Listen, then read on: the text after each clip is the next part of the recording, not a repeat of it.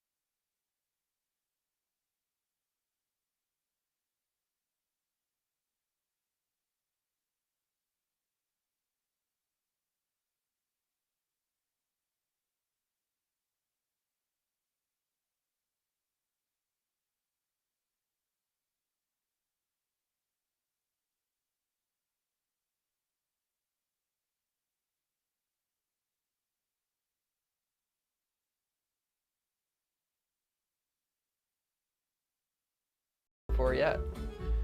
There was no sound this whole time. Well, that's perfect. How about now?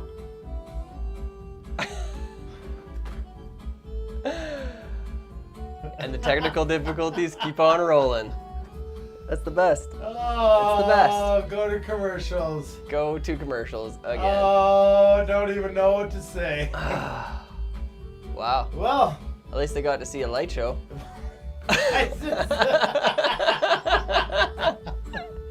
You don't need noise to see lights. Or fog for that matter. Oh, folks. That clearly is what it's all about. That sums up the fact it was a mime there's thing. no sound. Maybe you guys don't have sound. Maybe Oh, here. see, we're just making sure that you guys are actually Yeah. fully tuned in and not just kind of hanging out. But yeah, Silence is golden. Wow. Well, it's a good thing we said all those. let's bad take a things. moment. Yeah. It's in a moment. If only we didn't need computers. I can't see you, Tim. I can hear you over there. Just take a moment. Just it can- seems to be a fitting song. Yep. So I got a really cool idea tonight. Oh yeah, what's up? We're gonna come in. We're gonna play this intro. Yeah. Oh, maybe there wasn't even sound on the video. Stealthful. And then when we get to the show, we're gonna have a wild and crazy dance party with no sound. That sounds like a great Does idea. that sound like a good idea or what? I feel like we've done that. I'm gonna get a smoke machine. We're gonna fill the room with smoke. Nobody's gonna be able to see the flies that you're tying tonight because of the smoke, but they're gonna think back to the time that we started the show with an epic dance party Yep. and no sound. Yeah, it's a mime show. Is it mime or mime? Mime. Anyways, folks. Oh, yeah. Oh, So yes. if you missed out on who we were because our sound was off, we are just trying to catch up with the comments because you guys, and I had phone calls coming in. That's how I noticed. Oh, I see. I was like, I didn't. 19 text messages, folks. Well, that means tonight we're just going to have to give away something a little extra. I think so. Oh, how do you recover from that? Well, what I do know, and a quick way to recover from that, and hopefully this one has sound, just hold tight. Ooh. Recover. So because we might have screwed up at the start of the show without any sound, we've got something even better for you guys than our dance party that we came into. We have tonight a special guest, and this special guest goes by the name of Daryl Anderson Music. I'm sure music is not his maiden name, but that's his tag, his handle, and you can find him on Instagram, TikTok, Facebook, YouTube, and now you can find him on Thursday Night Live. So if I can see through the fog over here, Tim, you're looking great. Look a little misty. We're gonna head over here. Let's go. Hold tight, folks. Where is Let's it at? find this one. Oh. What's up? Daryl, can you hear us? Do you got it? Do you got it? We got it, folks, because we knew we set this Oh, whole thing man. up. We wanted to come in with completely no sound to make a fool of ourselves again, because we knew that sound wasn't going to compare to the sound that we're bringing in with Daryl Anderson here. So, yeah, I guess you can plan for everything, but Sometimes you just gotta wing sometimes it. you just got to wing it. So, everybody here, welcome Daryl Anderson with Daryl Anderson Music. And Hello. Hey, me and Daryl kind of briefly met each other-ish, virtually, kind of the way you meet people nowadays, a little bit earlier. So I've been checking out TikTok lately, and I came on Daryl's Going Live, and I was like, man, this guy can, like, legit sing. So I reached out to him, and I said, hey, man, if you're bored and you want to come make a fool of yourself like we do, we would love to have you on Thursday Night Live. So, Daryl, why don't you tell us kind of who you are, where you're from, because you're a Canadian, and yeah, just give us your spiel. 100%. Well, I'm happy to be here. I'm really impressed with the setup. So, I mean, You obviously didn't see the beginning. Or you might have seen it, you didn't hear it.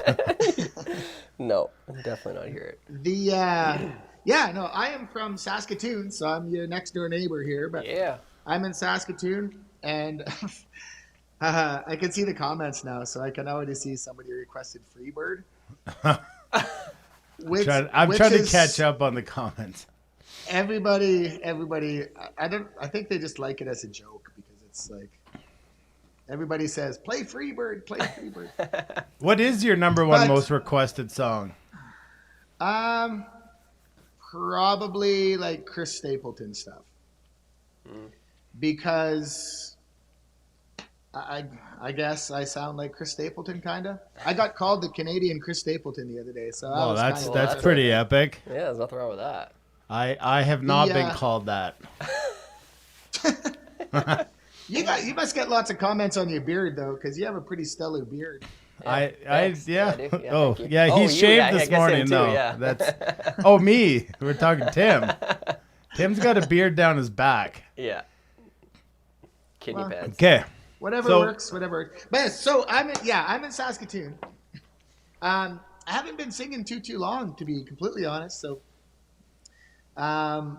besides going out and singing karaoke with friends and stuff like that, it's been. Tried my first kind of step on the stage with a serious band about 6 years ago, and that was just to kind of, try it out and see what it's like. And I didn't really have a whole lot of stage experience before that, really. So that was about it. So I'm kind of a newcomer to the whole music scene, and things just kind of happened to be happening, really. So happened to happen. That's the COVID, the COVID world we live in. Yeah, everything's just kind of falling into my lap, so I can't really complain too much, because it's good stuff that's happening. So that's awesome. That's super awesome. So, what do you want to play for us first? We'll let you have the entire screen. Everybody kind of calls me the Canadian Chris Stapleton, so I'll sing you Chris Stapleton. You guys can kind of decide from there. I don't see it, just for the record. I don't see it, but other people do. So I'll play a cover. I'll play one of my originals and stuff too. So.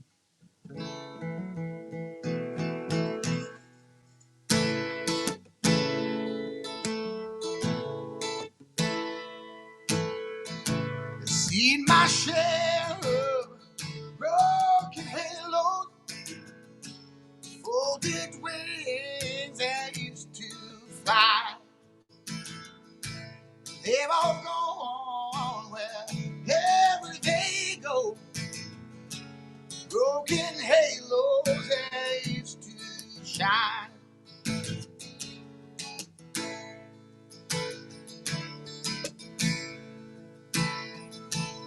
Angels come down from the heaven just to help us on our way.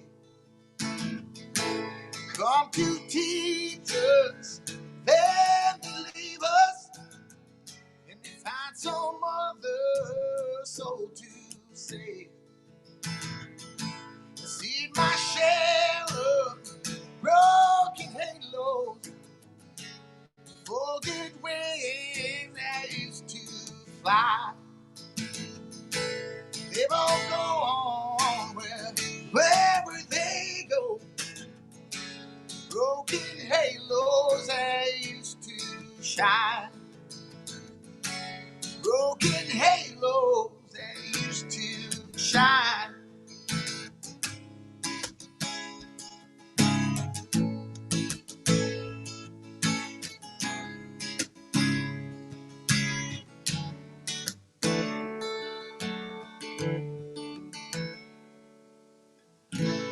Don't go looking for the reasons.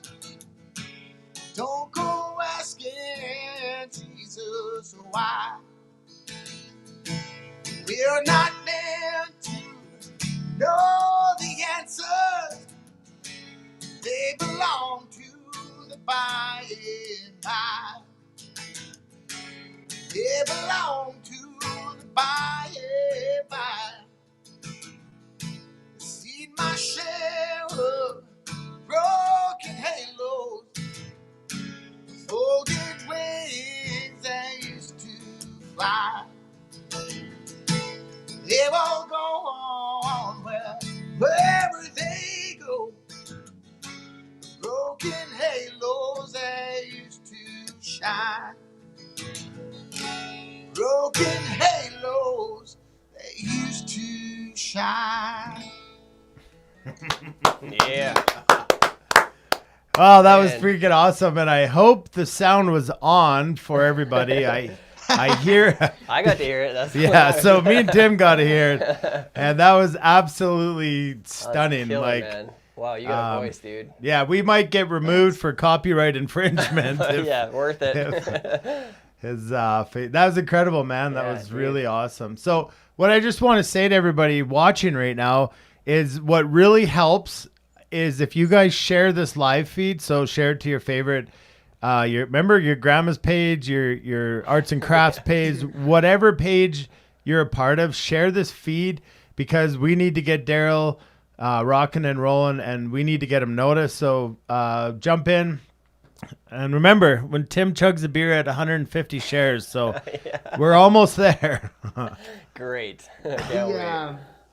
You know what? Look, we were kind of talking about this earlier too, Dana. Is that, you know, like as a musician, especially in like Saskatoon's not that big, and Canada's not that big when you compare it to the United States and stuff like that. Whatever, like population wise, it's hard, man. Like it's hard to get out there. So I always say, like, I build a team, and the people, you know what, all it takes is a simple share or a simple, you know, coming on a 100%. show like this, which again I super appreciate, and you know, just kind of every little bit of it helps. So it's amazing, and I appreciate it all, and all that kind of fun stuff. So it's Well, the cool It makes part me about it, like, and I was saying to you earlier, was I've reached out to a lot of people to just come and sing. And it's interesting how hard it is for people to get noticed, but yet how often people reject an opportunity. And for whatever it's worth, if everybody, you know, like, take a screenshot of this, put it on your Instagram,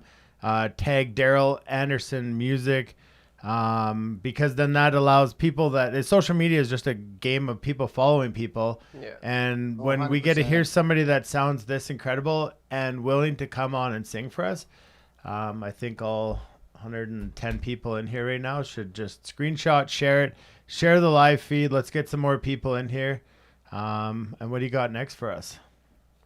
This is a song.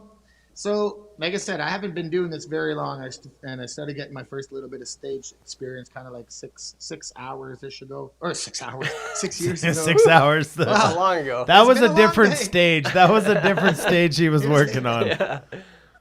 Yeah. So like 6 years ago-ish, and to be able to get on stage was really nerve-wracking. Like, my backstory is I'm not a performer. I'm not a get up in front of people kind of guy. And to be able to get on stage, it always took a quick visit up to the bar to maybe have a couple shots for a little liquid courage to be able to get on stage and, you know, loosen up just a little bit. So it was usually, you know, 2 good shots of tequila and we were kind of okay. Yeah. So this song that I'll play you, it's an original tune. It's out on all music platforms and stuff like that. It just got released to radio last Wednesday. Oh, awesome. And so we wrote this song. It's all true. It's basically just a day in the life of getting on stage with me. So it's called Shots at the Bar, which again is pretty self-explanatory. I've had to learn to play without doing shots a little bit. So, but now when I play this one instead, I don't really drink a whole bunch. But now you play the song when you're doing a show and everybody's like, come on, let's go do a shot. I'm like, ooh, that seemed really good 6 years ago. Not so much today, but it's a good song. It's a good tune, I think, anyways. Anyway, Shots at the Bar.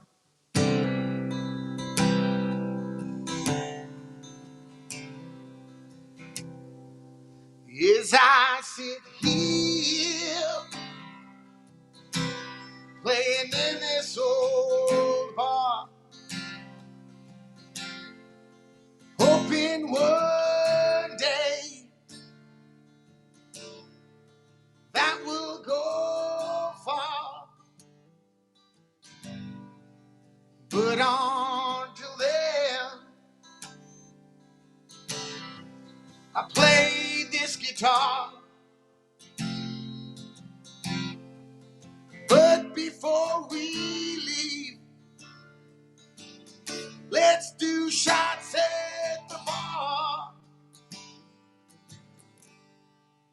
Shots at the bar, everybody grab a friend, let's go do shots at the bar. It might be one or maybe two, let's have some fun, yeah.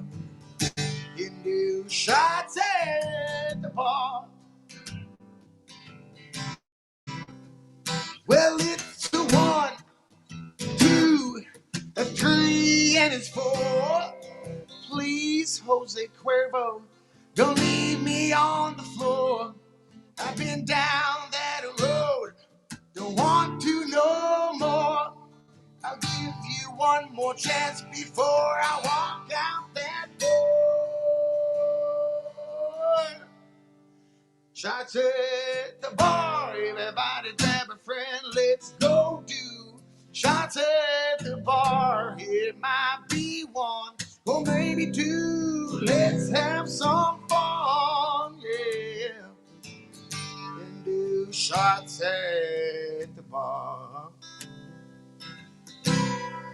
Well, day after day, night after night, we'll play your requests under these bright lights. We'll play all the songs that you want to hear. Now let's have a toast. Now please raise your beer.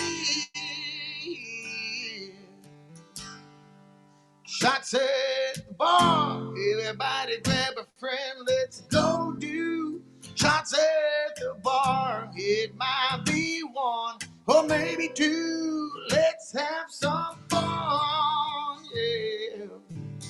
Can do shots at the bar.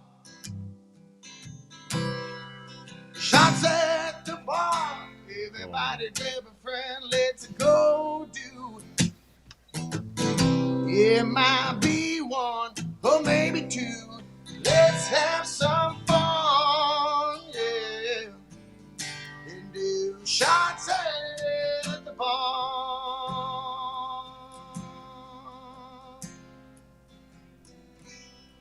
Oh yeah. All right, shots. Let's do it. I'm convinced.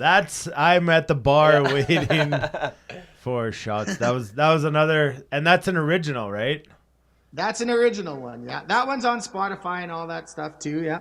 So we have a group. We have a bunch of us have a playlist we call Cheers and Beers, and Cam in the comments said that's been just added to the playlist. So Nice. somebody else said that they recognized you from Tom Morello on Lithium. Does that mean anything? All right, that's John. From Lithium. Yeah, I don't know Like Lithium is the station on satellite radio. Yeah. So I don't. You know what? And honestly, I had a little bit of trouble with one of the,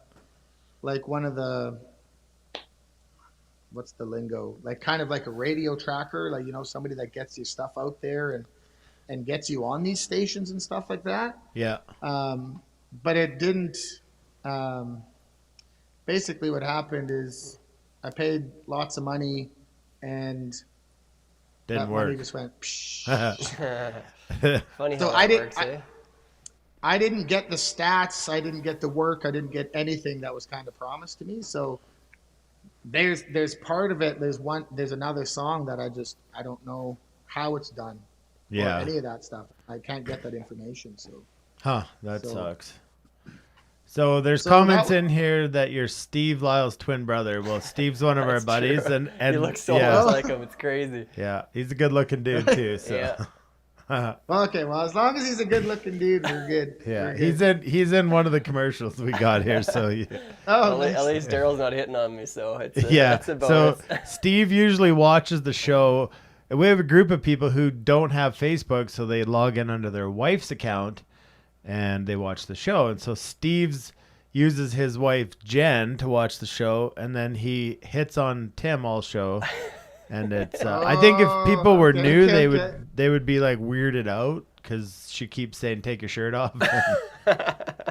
So That's he's yet to do it on purpose. So do you got time for one more song for us?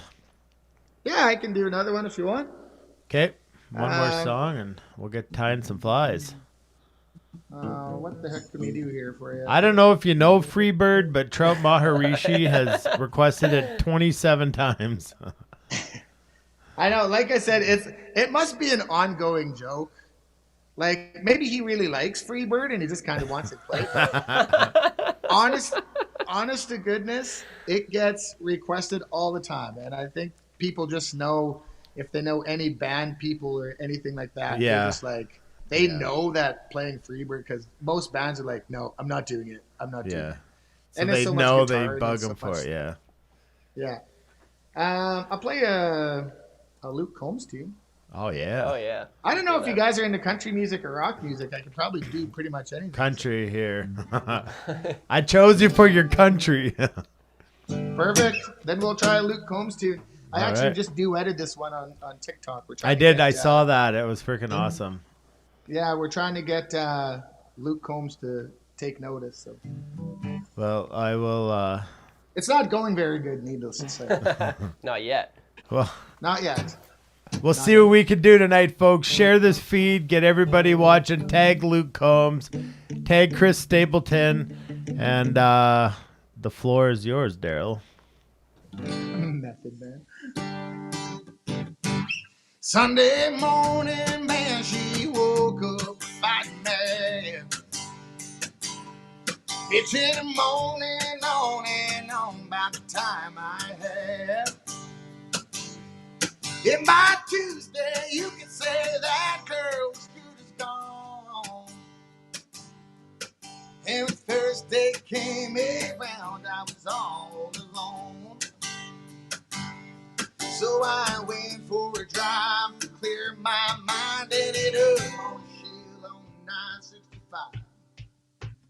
Then I won $100 on the scratch off ticket, bought 2 12-packs and a tank of gas with it. She swore they were a waste of time, but she was wrong. I was calling number 5 on a radio station, 1-4-day-3 night beach vacation. Deep sea senorita fishing down in Panama. I ain't gotta see my ex-future mother-in-law anymore. Oh Lord, when it rains, it pours.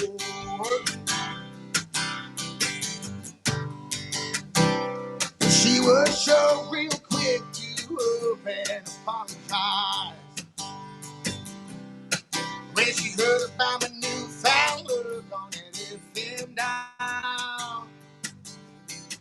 And it's crazy how lately it all seems to come in waves. But I thought it was gonna be the death of me with my saving grace. It's got me thinking that her leaving is the only logical reason that I got the last spot at her Hooters parking lot, and the way she snipped the number on a check with her heart. She hit up on the first train when I gave her a call.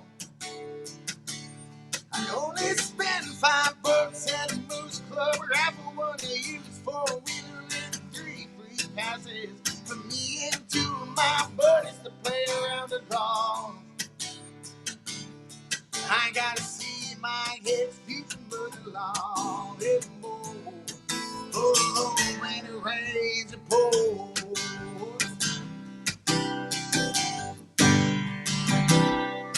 I've been on one hell of a redneck cruise for 3 weeks now. It all started on the day that she walked out. Then I won $100 on the scratch off ticket, bought 2 12-packs and a tank of gas with it. She swore they were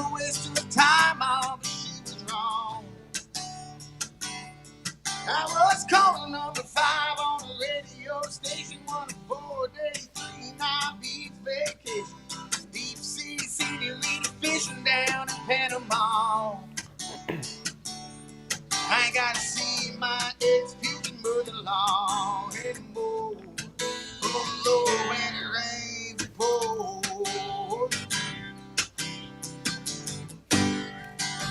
When it rains, it pours.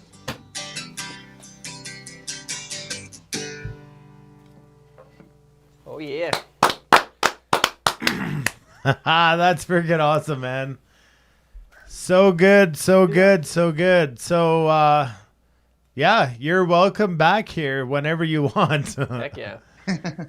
That is a really cool way to add to the show.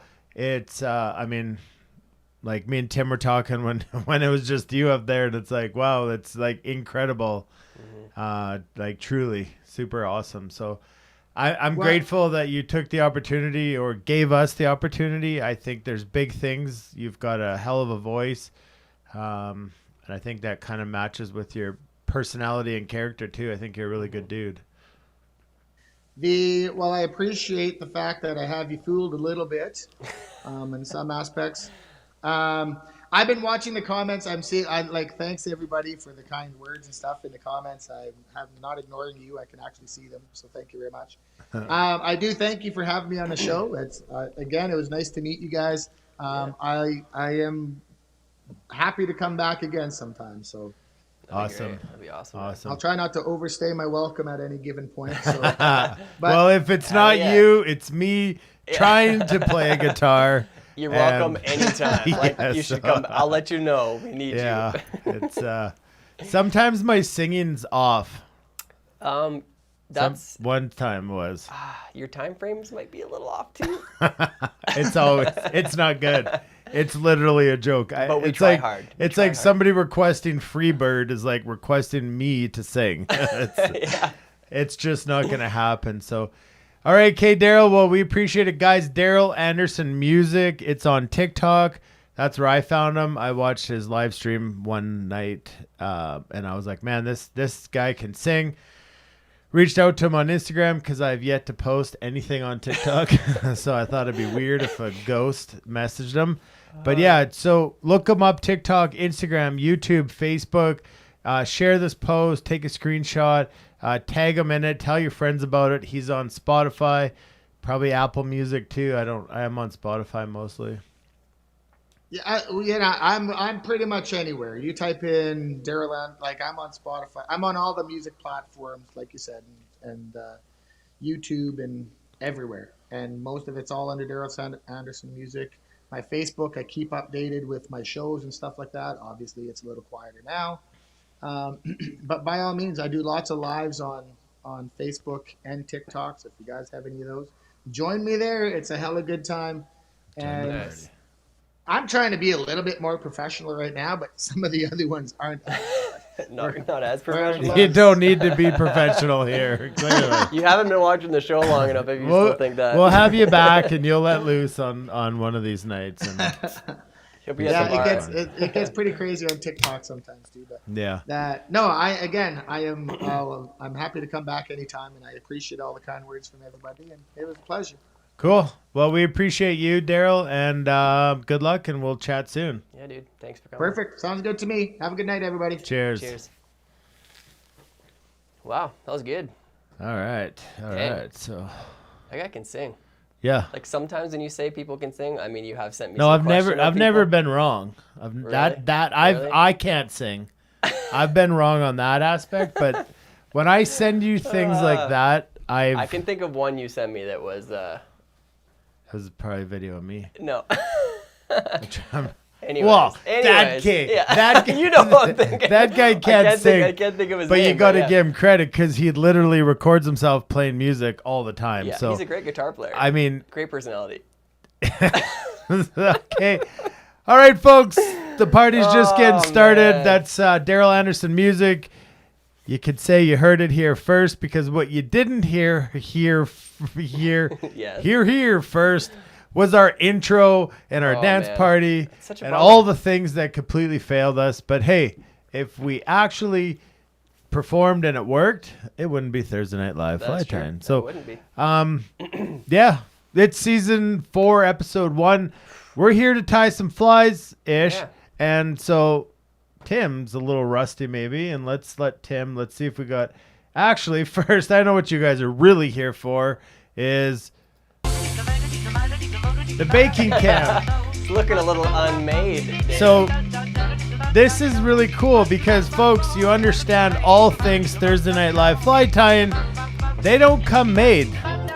So what you see there is ingredients. And what you will see, hopefully, is when those ingredients go together, just like your flies, you will have something that wants to get eaten. Yeah. You like what I did there? Yeah, I like what you did. You like what I did Yeah, there. I did. So, Well done. Well played. And I'm stuck here eating chocolate chips because that's all that's You formed weren't on that supposed to table. take the chocolate chips out of there. Well, I did. Well, without much further ado, All right. I will get some music playing. All right. You tell the folks what we're you're doing. All right, I can do that. Okay, folks. Well, can you believe it? We're back to time flies. So we got a couple on docket tonight. We're gonna do a Sulphur Nymph, and we are going to do a little streamer called Silent Bob. By the way, Tim DeVue is new. Welcome from Massachusetts. What's up, man? I was in Massachusetts not too Appreciate long you ago. coming in. Yeah. So, for those of you who are pretty new to Thursday Night Live, like yourself, Tim, if you've got one of our kits, which we still have some for sale, we're gonna tie 2 flies out of this package. So in here, if you're opening your kit, make sure you find season 4, episode 1. Just gonna look like that. If you flip it over, you're gonna see that there's 2 different material packages in the back. The first one's gonna be that we're gonna tie today is gonna be this little guy here. And I do mean little. That's about a size 16. Really effective pattern. Great all-around pattern. So you can transfer a lot of techniques from this fly as we move forward. And we kind of try to do that. We had some questions last week about, is this for really good fly tyers? Is this for newbies? Who is this for? And the answer is it's for everybody. I may take a little bit more time as we get rolling just to explain some of the more simple, fine details for those of you who are just getting started. But hang in there for even the more professional tyers. There's something to be learned. We all learn from each other. I've learned from a lot of people techniques and things like that. So just pay attention, take care, okay? So let's go ahead and let's go in here and open up this kit. I'm gonna grab out this package, okay? And this one's gonna have, you're gonna see there, you can tell you got the right one if you've got a Mallard flank in there. You're gonna have some dubbing, a little bit of pheasant tail. Just be careful when you're opening up your packages because there are small hooks in there and there's small beads, so they might take off on a run and you don't wanna lose your stuff, okay? So it's always good to kind of have a clean station just to pour out your materials, even if it's just a 4x4 square on a messy station, just so you know that you're kind of controlling where everything goes. So in these kits we provided for you guys, there is, or should be, enough material to tie this fly twice, okay? As well as you get one in there already pre-tied. So no matter what happens tonight, you should leave here with at least one fly ready to tie. Or sorry, ready to fish, okay? So what I want you to do is, first off, you're gonna go ahead and grab that hook, okay? You can see the little hook here. Now what we're gonna do is we're gonna start off by putting on that small little gold bead, okay? So I have a really, I don't know, you can see it there, tiny little gold bead. So if you kind of twirl it around in your fingers like this, you're gonna find that one side has a smaller hole than the other side. You wanna put the hook point into the small hole, and you're gonna end up with something looking like this. Okay, so you can tell it's kind of contoured so that it's tapered a little bit towards where we would have the eye. That's why we put the point in the smaller side. So I'm gonna get that fly out of there. And it's also good for you to take a look at that fly. It's in your package just in case you're looking for a reference point and want to know maybe what something should be looking like. If you're struggling a little bit on where your material's at and if you've kind of fallen behind. So the biggest thing I'm gonna say as we start tying here, okay guys, SOS. If you need me to stop tying for a moment, you can say it at any time in the show for any reason, but especially with the tying. Drop it in the comments so that we can, so that we know you need a second, okay?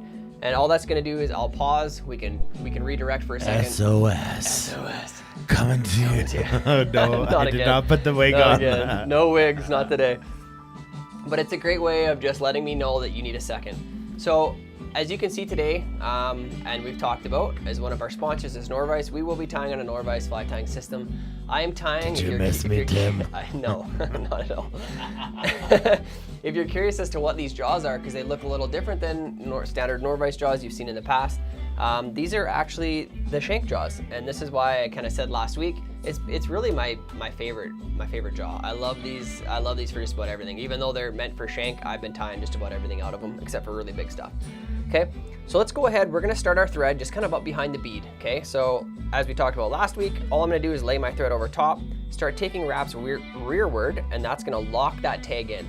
So once I get back a few, I can go ahead and grab my scissors, wherever I put them on my tying desk here. There we go. I'm gonna go in there and we're gonna snip off that tag, and now we're just gonna kind of work back to about there where my thread's gonna be hanging around the hook point. So the first material that we're gonna put in here is we're gonna be putting in a little piece of our mallard flank feather, okay? And mallard flank comes in all shapes, sizes, lengths. It really depends from where on the duck you got the piece from. If you're really looking, kind of the best thing you can do when you're looking, if you're picking one out of your bag, is you want to bring the tips together, and if your tips match up pretty tight, this isn't a great feather. But if they match up nice and well and their lengths are similar, then you know you've got a great feather. I'll grab another one here just because I have one sitting here. This is a very good example of one that's a little bit better in shape. It's not critical to tying your fly, but it does make the last step we're going to do a little easier, so you can see those tips are a better line. Okay, so you can see on the bottom of the feather we have all this fluff. Let's go ahead and get rid of all of it. Okay, so I'm just going to strip it off the stem so it's out of the way, kind of even it up so they got all that gone, just like so. Now all I'm going to do is I'm going to go in here and I'm going to pinch off, I don't know, probably would equate to about 10 or 12 fibers. It's going to look like something like about that, maybe a smidge less, just because this is a super small fly. This is going to be our tail, and this is going to be the first thing that we tie in. So when I kind of isolate it on the stem, I'm just going to go and tear it off. Okay. And now there is no exact amount. I'm not sitting there counting those tips, so I know. But if you can see here, it's a decent amount, and it's gonna fan out a little bit. So I've probably got 8 or 10 fibers in there, which is really what I'm looking for. So when I tie this in, I'm gonna do what I call a gathering wrap. Okay, and all that means is exactly what it sounds like. I'm gathering up that material, and I'm just gonna secure this right to the hook shank, or to the hook shank itself. So I'm first gonna measure my tail, because I want my tail to extend roughly. You can see me gauging it off the hook eye. I want roughly a full hook shank in length is going to sit behind that fly. Okay, so we do want a tail that's actually pronounced and looks like it's there and existent. And once we put thread wraps on, it's going to flare it a little bit, so it will actually shorten it up a little bit in appearance. So we want it to be a little longer. Okay, so now I have this in my left hand, but that's going to be my bobbin hand. So I'm going to switch hands here. I'm going to grab the tail, keep it pinched like so. And now a gathering wrap is as simple as this. I go up, come across, gather that material, pinch it against there. And I'm kind of using my finger, leaning this finger here, as you can see, my well manicured hands. I'm gonna use this finger here to keep that material, at least at the back here, on top. And then as I move forward, I'm just gonna secure that down, and I don't care if that material goes around the hook, because that's not super essential at the moment. What's essential is that when it's at the back end, that I have it right up on top, okay? And then I'm gonna run my thread back down. And on this fly, I like kind of going back and forth up and down the hook shank, because what it's actually doing is it's creating a little bit of bulk in this fly. Because you could put wire on this if you want it to be a little heavier, and then you could taper the fly out a little bit differently. But the way we're tying it tonight without wire, I like to build a little extra thread wraps up and down, just because it gives the appearance of a little bit bigger bug. Okay, so now I'm gonna bring that back to just right about there. So that, if you can see where my thread's hanging, it's hanging about at the barb. Okay, and that's why I like to leave, I do crimp these barbs down pretty much right after I tie each fly, but I want it to stay on there just for measurement sakes, because it allows me to know sometimes where to hang your thread. And normally if you hang your thread right at that barb or just at the tip of it, it means you haven't gone down the hook bend. So if I were to take one more wrap back, it would make that tail tip down. It would make it do this and tip down, which is not what I want. I want it to sit perfectly coming off the back like so. Okay, so now what I'm gonna do, take one extra wrap, make sure that that's sitting where I want it to be. The next material we're gonna go ahead and put onto this fly is our pheasant tail. Now, if you've never really worked with pheasant tail, it's actually a really unique material, and you'll see it used on a sulfur nymph. And if you know what a sulfur nymph is, it's a mayfly nymph. And so it's really, we use this because when we start to wrap this up the hook shank, you'll see how buggy it looks. There's all these little fibers on each one of these individual fibers, and it just creates a really good buggy looking fly, which really imitates these nymphs quite well. So we want to have somewhere again in that neighborhood of 8-10 fibers. So in the amount that we gave you in there, pretty much just split it in half. Okay. And now we're not going to use the tips of those at all. Okay, but I want to run my fingers down so I find that I have them aligned. Do you notice I've been really kind? You haven't said a whole lot. I haven't chimed in much, but now I'm about to. Uh-oh, here we go. Well, because I'm pretty sure Cam broke his thread already. Well, of course. Pants are optional tonight. Oof. I won't. You go tie your fly. You're not even wearing pants. I haven't worn pants, and I used to wear them at the brewery. That's true. Yeah, you pretty much, it's an odd combination because he's sitting here in a toque and shorts. And that's pretty much Well, you gotta how it keep goes. the. I don't. Leave the voice behind. But I can't. Honestly, all I do is look at you right now and try to imagine the toque on the wig. The toque on the wig. It's gonna be amazing. Well, don't have to imagine too much longer, Tim. No, it's coming. Okay. Okay, so carry on. I'm gonna line up those the ends of those pheasant tail, and I'm just gonna actually snip them off. Not a lot of it, just so that I even them up so they're flat like that, okay? Now, I'm actually gonna tie in that pheasant tail like so. Yep. I'm gonna have the tips that I just snipped pointing forward, and I'm gonna tie it in right where I left my thread, okay? So I'm gonna come in here, same gathering wrap. I'm gonna kind of tip it down almost like at a 45 so that it can gather it. Okay. Now, not super essential that it's all perfectly lined up on top, because the next step we do is going to actually be winding this up the hook shank. So not super crucial that way. I'm going to take my thread forward. Okay, so I'm going to take it to about, I would say, leaving what I would call a space of a bead length behind the eye. So I just measure that bead, okay, one time behind, that's where it's going to leave it. And now on my Norvise system, because I do actually want to get this bobbin and thread out of the way, what I'm going to do is I'm going to throw a little half hitch in. We talked about this last week. Half hitch with my fingers, okay? So all that is throwing a single Good thing to overhand note knot. there is that some people come, like you just show it again, Yeah. noting that you come behind the hook. I like to come behind the hook, and all I'm going to do is I'm using two You fingers. definitely do come behind the hook. All I'm going to do is cross it over so you can see that little, it almost looks like an X. And all it is a simple overhand knot. I'm just going to send that over the other side of the Send hook. it. And then use my Mend fingers to let it. it come down. Tight. Oh, you Ooh, slid that. I slid that way You down. slid that down to the butt. Right in the butt. Right in the butt. Bring that back forward, because that's obviously not where I want Just do a mic check. Are we still live? it. What in the butt? that one goes down as the greatest. Oh, It was, man, it was the good so news good. is we can do it again because Well, we didn't do yeah, it. I mean, definitely. That was such good music, too. Yeah. Well, we'll do it That's what again. it is. Okay, so now I'm going to take this and I'm going to wind it right up. So just as if it was almost like Chanel, we're going to just start wrapping, You okay? meant Chanel, but Chanel is a purse. Chanel. That is the name of your purse. Can't afford that. So as we start to wrap, you're going to see how all those little fibers start to become apparent. Dana Look at said that, butt. Look at that. Look at this. It's super sexy. You want to feel like you're good at tying? Should start I wrapping walk? this. Should I walk the folks through the wrap? Oh, talk about it. Oh, turn that cylindrical form of shape around. Wrap it, touching wraps to the shank of the shaft. Whoa. Gotta stop For- right there. I gotta stop right It's too there. much. I just heard your table pop. I gotta bring that back. Now you want to drop it, lock it, But- pop it. It's so funny, but he said bum. Yeah, he said He bum. said bum. Bum.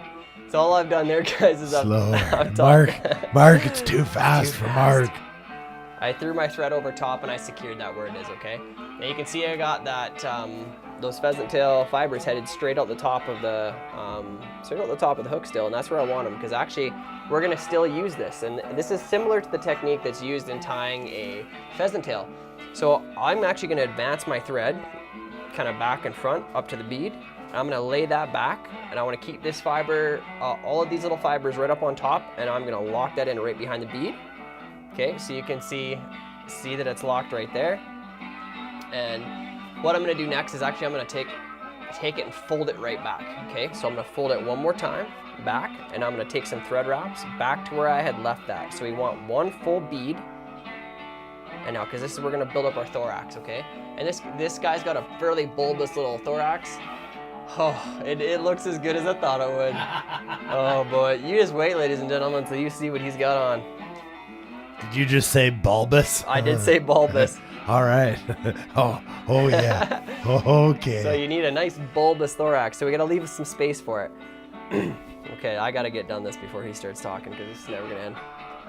Okay, next Eric's material out. we have Eric's here. out. He's back to work. We love you, Eric. See you, Eric, Appreciate buddy. you. Your kit should be there. A lot of the Americans have been getting their kits recently. All right.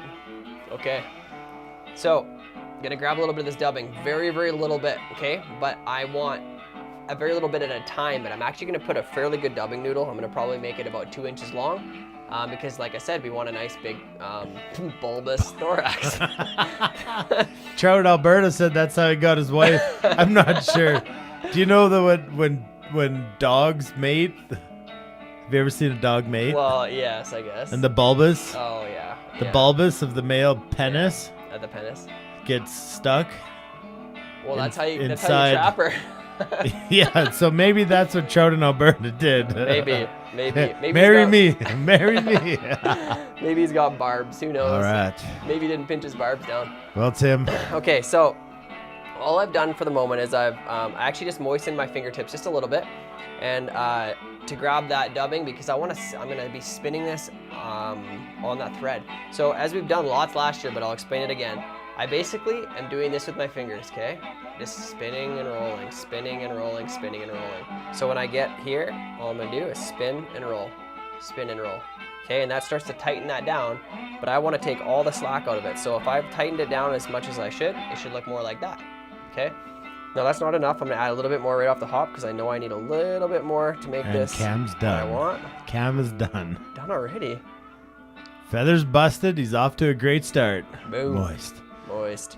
All Same's right. with Pogues. Well, folks, this is why it is samples. These are samples. This is samples. Okay, so I lied. That's probably only about an inch, but it's gonna be enough.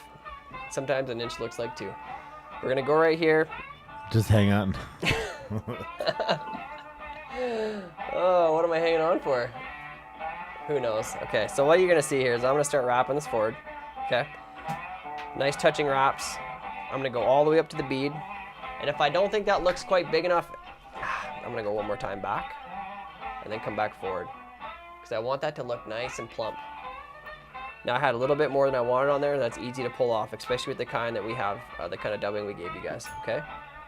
And I'm gonna come and take a couple wraps right behind the bead, and that's what I'm left with, okay? So I got a little bit of kind of wild hair up here, we'll call it.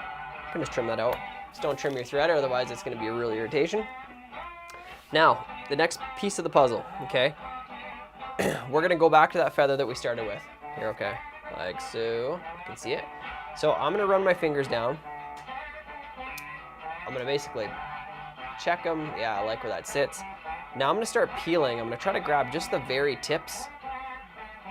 And you'll see here, once I pull this down, you'll be able to see. So I'm drawing all those fibers down and trying to isolate just the very tip of this feather. And you do want this to be fairly even, because it's gonna affect how we do the next stage. So that looks about good. Okay, so I've isolated that down. I've just basically grabbed that very tip, and I've held onto it while I stroked those other feathers back. Now I'm gonna go in there, I'm actually gonna snip that right out. We don't want it, it's gone, okay? So the next thing we do, our feather's kind of looking like this now, okay? So I want you to grab a very healthy chunk, because this is gonna build our legs, okay? And we want more than you think you would want. A fairly decent chunk. And if you've done it like this and we snip this out, you'll have enough to do another fly, because then you're gonna repeat the same process on the next section of the feather, okay? So what this should be left with is something that looks like this, okay? Now that looks like a lot, but trust me, once we actually tie this in, all those, we're basically just using the very tips of these, so the technique we're using, it's gonna draw those down. So definitely overjudge on how much you leave there, okay? So that's how much I've pulled down. So now you can tell that this feather, if I turn it this way, you can tell it's got a bit of a curve to it. So we want that curve to lay back. So now I'm gonna take this, I'm gonna draw it so that half of it is on one side of that. Oh, you're gonna split the I'm D. gonna split the D. So half of it's on one side of the pheasant tail and half is on the other, okay? And I'm gonna kind of pinch it down so that it almost folds like so onto both sides. Now I'm gonna take 1, maybe 2 wraps to kind of secure that, and I'm gonna make sure that the stem of the feather is sitting right up on top. So it's gonna look like this. And you're probably thinking, well, that looks ridiculous. That's way too long. It is, but we're gonna fix it. And this is how we're gonna fix it. Hey, Tim, that's way too long. Way too long. Now this is a really cool trick. Oh, And yeah. if you've never done this before, this is how same thing with lots of mayflies, this is how I love putting my legs in, okay? Now, if I grab the stem He puts his legs in and the I start to mayflies. pull, you watch. You can moisten before. Oh, look at this. Look at this. Look at this. Okay, so I'm gonna turn it back sideways so you saw the technique I was using, right? And now you can tell I'm gonna use this to split my wing, so when I go to do it, it's gonna look like this, right? But what I wanna do is I wanna pull this. You can still kind of manage to make sure it stays up on top. But I want those legs to extend basically back to where that The first little bit headboard. of, back to a little bit of fuzzy pheasant tail starts. You're the worst. You make it so hard to concentrate. I hope that's like a bad thing. Like, There we go. like you're not flustered. No, I'm not flustered. I'm bothered, but I'm not looking hot. at. I I'm mean looking hot, at. no, but not bothered. I'm looking at that nymph. Uh-huh. I'm not gonna lie. I'm impressed. Yeah, it's the pleats. It's. I'm taking them back to the pants store. It's the wig. It's hot. yeah. It's hot in here. So all I'm gonna do now is I'm gonna grab, actually I'm gonna take one more wrap because now that I got those where I want them. So like I said, I want them to extend pretty much right back, maybe just to beyond where that pheasant tail started wrapping. And now I'm gonna grab that pheasant tail and watch what happens when I draw it forward, okay? Watch how it affects the wing. It splays it out, like so, separates it. So I'm gonna flip it back up so I can see it. And then I'm just gonna take some thread wraps, okay? Right behind the bead. And that has not only split those legs for us, but it has created our thorax. Oh, It's quite nice. look at that. I'm gonna take a couple more wraps just to make sure Bulbous. that's super secure. Okay, so hold it there. Everybody's secured. Let's check in with the people, the beautiful Hey, hey, people. You beautiful people. That's a good question, Matt. So this pattern does not call for any rib to secure that pheasant tail. And it's, you know, I mean, any of these flies, they're not gonna last forever. Okay, that rib will probably 2 fish. save it I a say bit, but 2 fish. yeah. You wouldn't be wrong if you added it, but it does, this isn't a true pheasant tail, and it's not a true standard mayfly pattern, which the pheasant tail is more of a searching pattern for What's up, mayfly. good people. When you're tying a very What's happening, specific good people? nymph, it's meant to look very much like what you're trying to imitate. That's why we didn't add the rib on this one.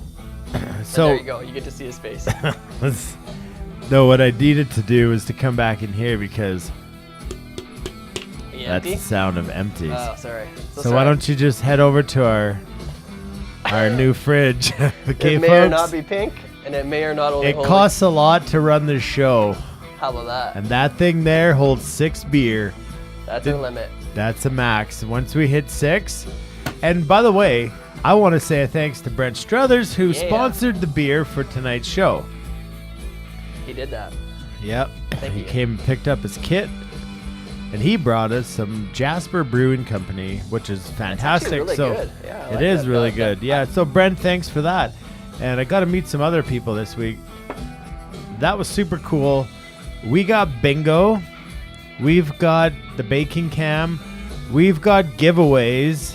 We've got so many things, and it's only 8:06, and Chocolate you've chips. just secured your fly. Are you caught up? Are you guys with us? And I did. It's like That's a actually chia a pet. fact, Nathaniel. This is only my second, and Dana's almost finished, so. Yeah, well, I usually do 12 to 1. Yeah. 12 to 1. So good things coming, folks. Remember, we've also got some things to give away for next week's Christmas party Oh, yeah. at Trax Pub in Olds, Alberta, Canada. And I believe they're putting the show on the screen tonight. So Trax Pub, everybody at Trax Pub, welcome. It's pizza night at Trax Pub. So next Thursday, folks, Colin with Rocky Mountain Fly Shop. It's going to be at the, it's not a brewery, at the pub, at Trax Pub and Olds. It's super easy to find. It's by the tracks. So if you get lost, just follow the train tracks. But we're going to broadcast from the studio, and then we're going to head over there right after. And hopefully Jim Crawford's not in bed by then because he can drive us. Yeah, we need a designated driver. Yeah, please. so anyways, folks, that's what we're doing next Thursday. I just had to fill you in because I have nothing else to do right now other than worry about the sound working. It's working. It's going good. Yeah, so, okay. Let's get back to this fly. Yeah, let's wrap this one up, guys. We Just need something here that... Boom, there you go. So there we are, guys. That's where we left it off. Daryl, he's like, I won't be so professional next time. Well, Daryl, you need to go back and watch a few other episodes maybe go back to because 80s, you were too cool. Too cool for school. All right. So this is for one extra wrap just because I want to. I'm going to secure that down one more time, okay? And even at this point, if you feel like your legs are a little long, you could still adjust those, right? That's just by tugging on the stem. Now I'm really happy with that. Now if you see how... Okay, just wait. What are you tugging on? And why is this beer shook? Is it shook? Oh, look at you. Oh, well. He'll survive. You think I can do a handstand? No, I don't believe that you can do a handstand. I can't lie. I bet you I just could do a finish the handstand. fly and I'll do a handstand. If any of you out there could send some prayers towards Dana, he's going to need it. Can Dana Maybe do money, a handstand? Money for medical bills. Okay, so now that I've got that good and secured, take one more wrap for extra security. Now I'm going to go in there and I'm going to trim out all that stuff, okay? Try to get it as close to that bead as possible. But don't forget, you still can use that again, so don't throw that out because you got another wing case there to build, or another set of legs there if you want them. Okay? Now I'm going to go in there and just make sure I got that real nice and close. And then I'm just going to put a couple thread wraps over top just to kind of cover up my work. And that's why I chose the thread that I'm using today, which I apologize I didn't tell you, is a UTC 70 denier. So it's just a little bit lighter, not so big. 6-aught, 8-aught, that's what's in the kit. Right, so this 6-aught. this would be a 6-aught. Yeah, you got it. Now I'm gonna come in here and I'm gonna whip finish. 1, 2, 3. Actually, I'm only gonna do 2 because I'm gonna put resin over this whole thing, so I'm not too worried about it. Okay. I hope everybody carpools up here. Yeah, you guys next definitely week. better show up. We want to see you guys. It is a reunion in the making. It is that. We want to see all y'all. So that's what you're gonna see from the underside. You got that real nice two-tone. That thorax is looking a little different. You got that wing case from the pheasant tail. Now there's only one thing missing. Okay. Not our sponsor, but we're gonna talk about them because we like our solar res. Ooh, this way. Okay, so this stuff I'm using tonight. This is the Thin Hard. If you can see it there. Thin Hard formula. Thin Hard. Okay. Now the story. I like how we just both got into blue light glasses and we're like. I know it's so good, dude. I know. Thin and hard. Story of my life. Thin and hard. Okay. 2-aught. 2-aught. So, Cold drone. Sorry, cold drone. We have kits. You asked on YouTube. Yes.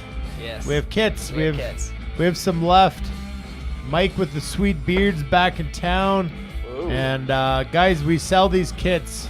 We'll explain that. We'll talk about it during the next break here, but yeah, we do sell these kits so that it's just easy. I mean, I know you could go out there and buy your own material, but the fact is, all the flies we're going through, guys, it's a lot of flies. You don't want to go buy materials for all of these. If you have them already, that's one thing, but just buy the kit. It's a huge savings, I can promise you that.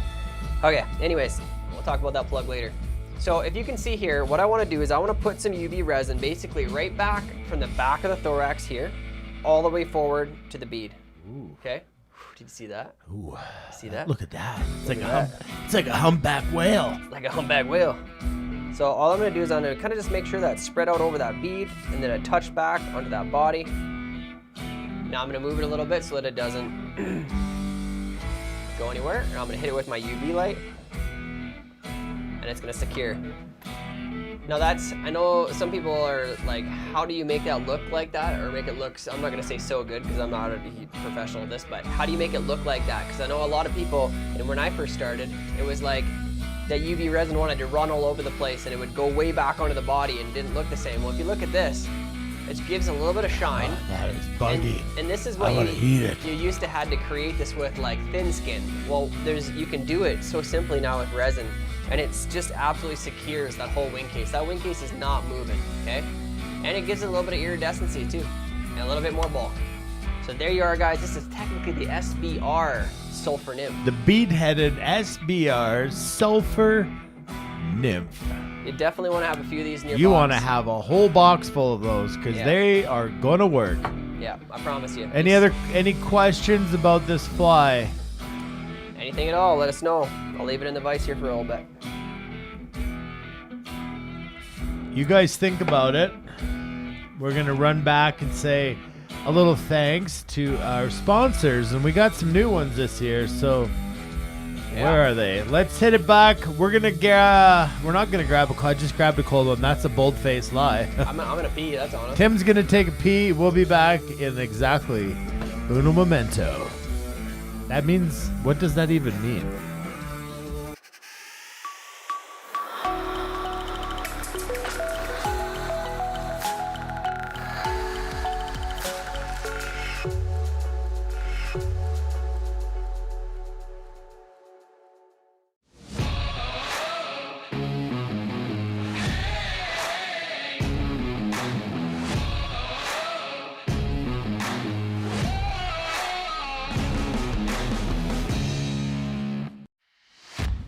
With the amount of time we spend in front of our vices, don't you think you deserve a pair of scissors that can make the cut?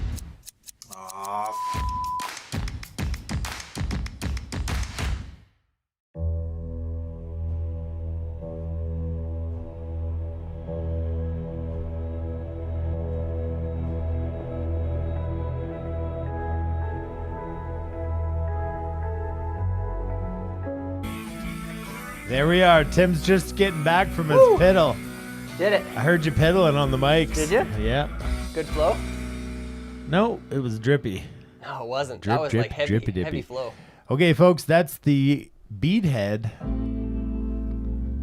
Does anyone fish a lot of non-bead headed? Like, I'm confused because there's a big conversation out about bead head versus not bead head, or weighted versus not weighted. And I don't know how to tell the difference. Definitely there's a time of the season where if you tie up the pogo rig, which is on our YouTube channel, you can check that out. It works. Yeah. It hurts. It hurts, but it works. That's Just done. that's a t-shirt. The pogo, it hurts, but it works. So, but yeah, like bead or not bead, like is it really getting down that much quicker? I don't know. Maybe you guys can answer that question for me. But yeah, if you have questions, let's go back to the comments. Because if you also have not downloaded a bingo card, flyfishingbowriver.com/Thursday Night Live. That is how you get a bingo card, and I think there was only like 25 downloaded. Yeah, it's crazy. So, I would go get one. well, the odds are good, or the game's just going to be really long. Team Hare's Ear or Team Pheasant Tail? The age-old question. I think I'm a pheasant tailer over hares. That's a tough one though. Copper John. Copper John. That wasn't an option. Yeah. Tim doesn't wash his fingers, but that just makes the flies that much better. Yeah. Absolutely. I feel like that outfit has the answers. Okay, wait, I missed something here. We want to go download your bingo cards. We'll BS for a bit before we... You know what? You know what else? What? What else? I think just like that fly got put together, I got to check in here, folks. Nope. There it is. What happened? That looks way better.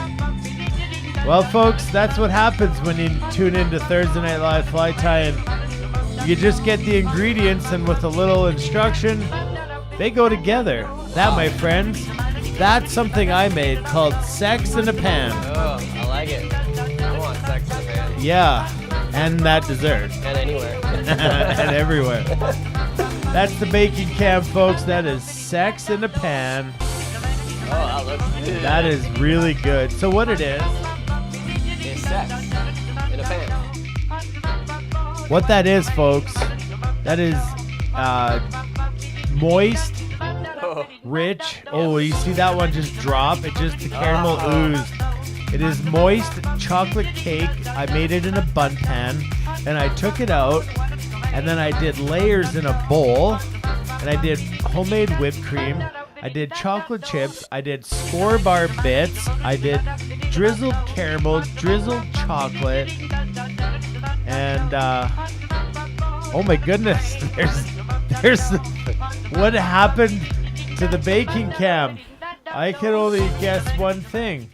Tim's missing. oh, sorry, I was just using the bathroom again. That's not the bathroom, Tim. I saw your finger get into What? the baking No. cam. So, Full of it. well, folks, that's called sex or something in a bowl. Something sexy in a bowl. Oh, That's good, dude. Crush that later. yeah. So this screen doesn't want to stay up, and that's gone. And But we're we here. can't lose everything.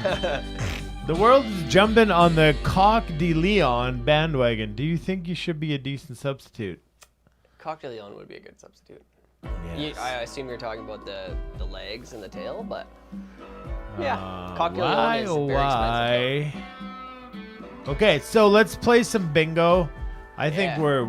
we're way back in the Oh, comments. man, That we're so far comment back. was from 3 years ago. All right, Sammy Superstars here, What's up, folks. Sammy? That's when you know you made it. I was when looking at Sammy his shirt tunes in. today. I just watched Should have it. wear it. Oh, Should man, wear it. We Superstar. should wear it. We'll Superstar. wear them. We'll wear them. Okay, the bingo card, flyfishingbover.com/Thursday Night Live. That is where the bingo cards, and Andrew Bagley found it.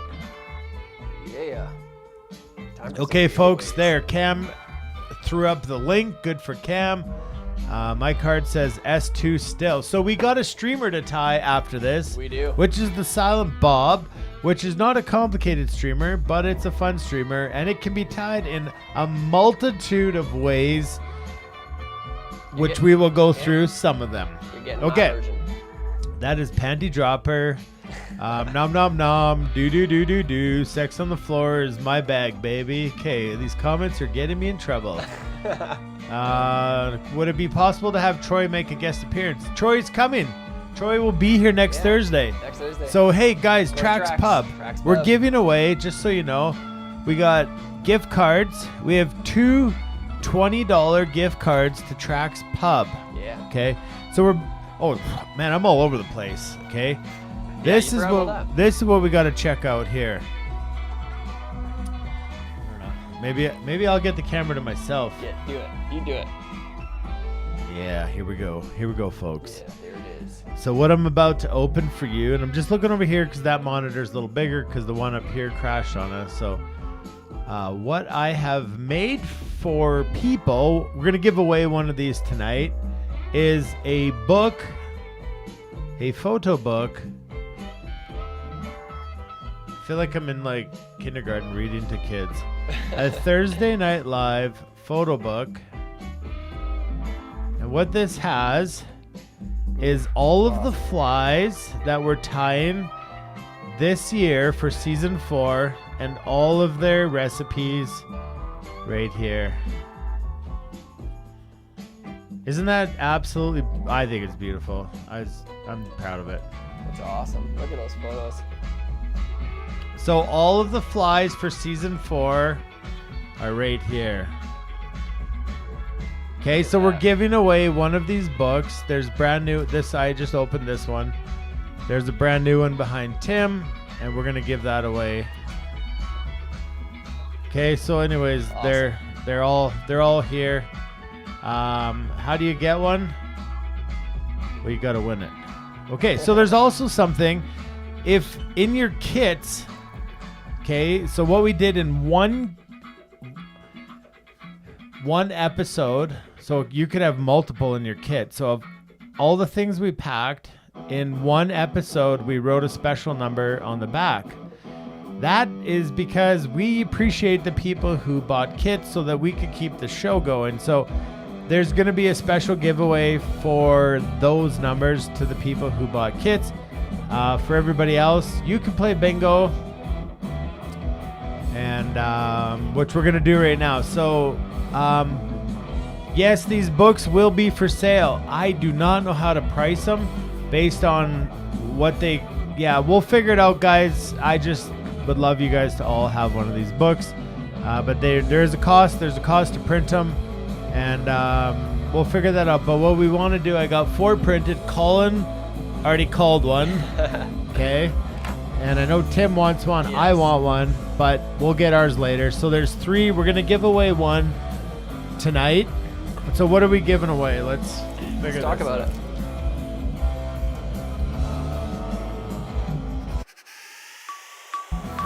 Just kidding. We're not going to commercials. Psych. Psych, psych, psych. Okay, folks. Let's talk about giveaways. Here's the thing. Okay, you grab those. Yeah. Just don't give away my hat. Okay, so what's included? So this is going to be a really super awesome bingo. Okay, so what you're getting in this bingo from us at Fly Fishing Board Outfitters, Thursday Night Live, you're getting one of these. You're getting this book. Even if you don't have a kid, if you don't tie with us, there's 40 flies and recipes in here, and I think that's a cool keepsake. Yeah.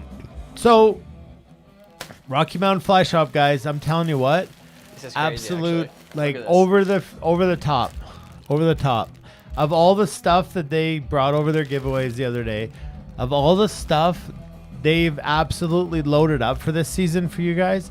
So every week, grab bingo cards, tune in, because there's so much stuff to give away. Even if you just hate fly tying and you don't like me and Tim, just come for the giveaways because they're there. Yeah. So I'm not sure. So this is the Flathead Sling pack. So this is a awesome pack, guys. A waterproof I'm not gonna from Fish Pond. I'm not gonna open it up, but yeah, it is killing. Is there a price tag? That's got to be $300. Oh, I don't want to look. I don't see one, but it's expensive. Yeah. I can promise you that. That thing is absolutely incredible. RockyMountainFlyShop.net. If you got to buy stuff, you go to RockyMountainFlyShop.net, because these guys, they know what's up.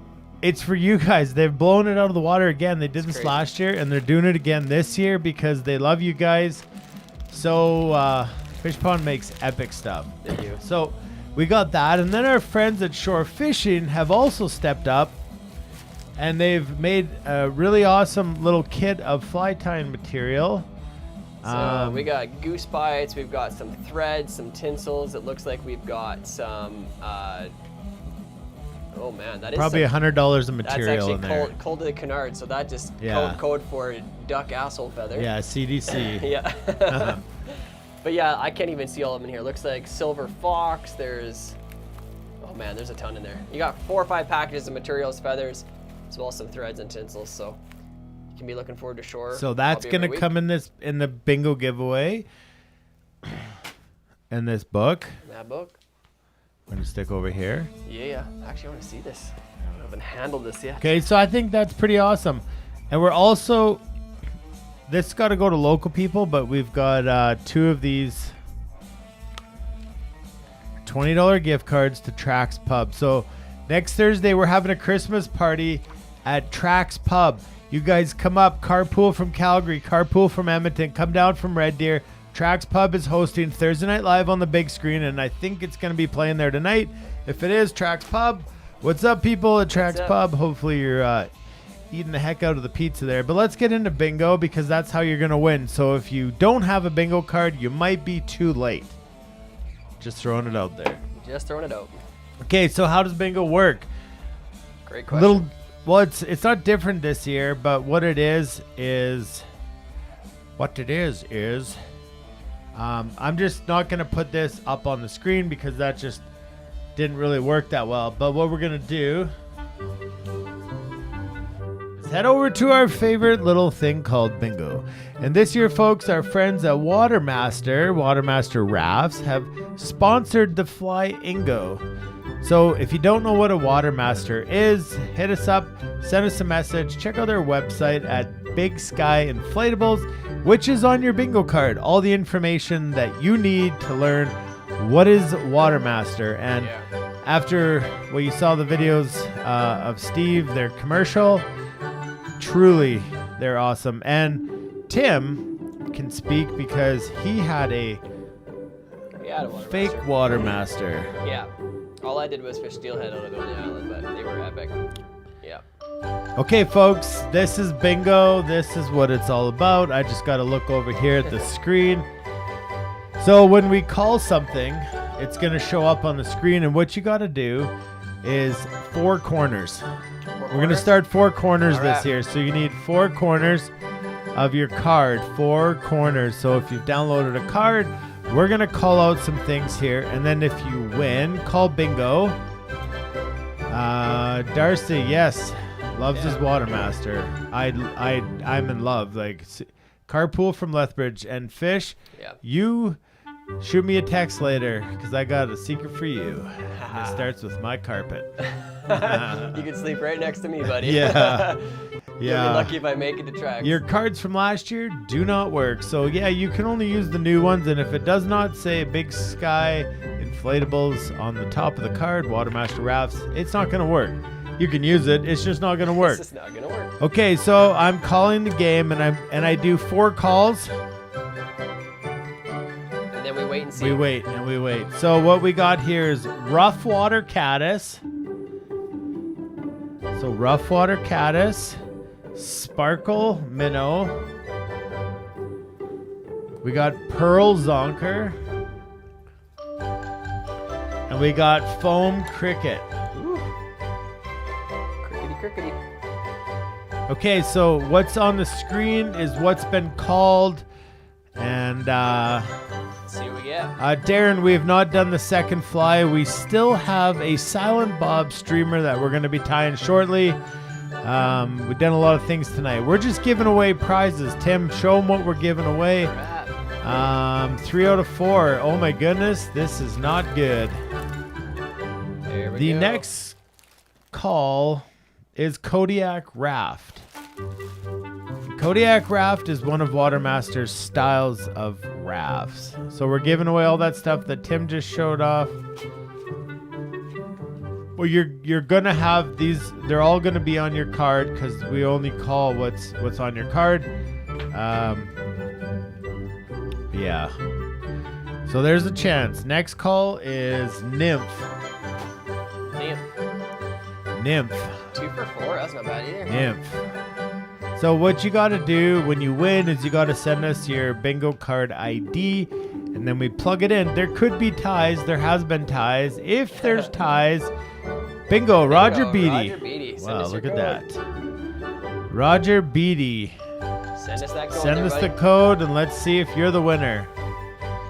And we'll ship this out to you. But when we ship it out, if you guys want to go online and order some stickers, we can also throw that. We also have these super awesome sun shirts. We got a few left in stock. Those are also on the website. And if you didn't get a fly tying kit this year, Still got those available too. card number 040 is not 4 corners. It has to be 4 corners, Roger.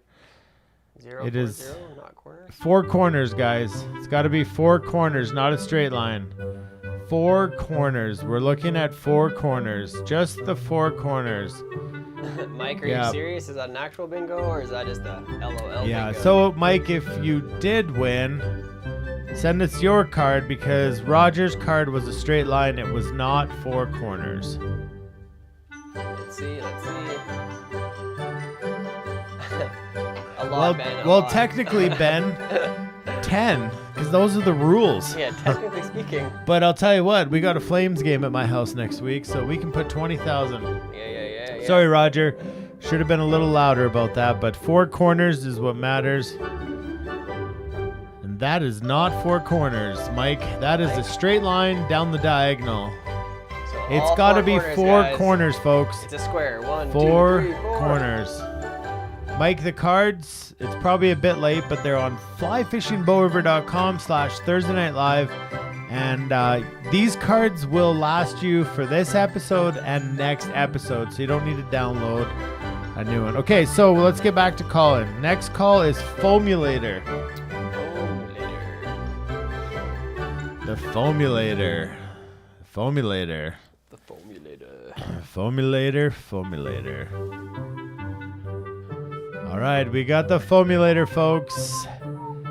Foamulator is up, and the next call is the cinnamon flying ant.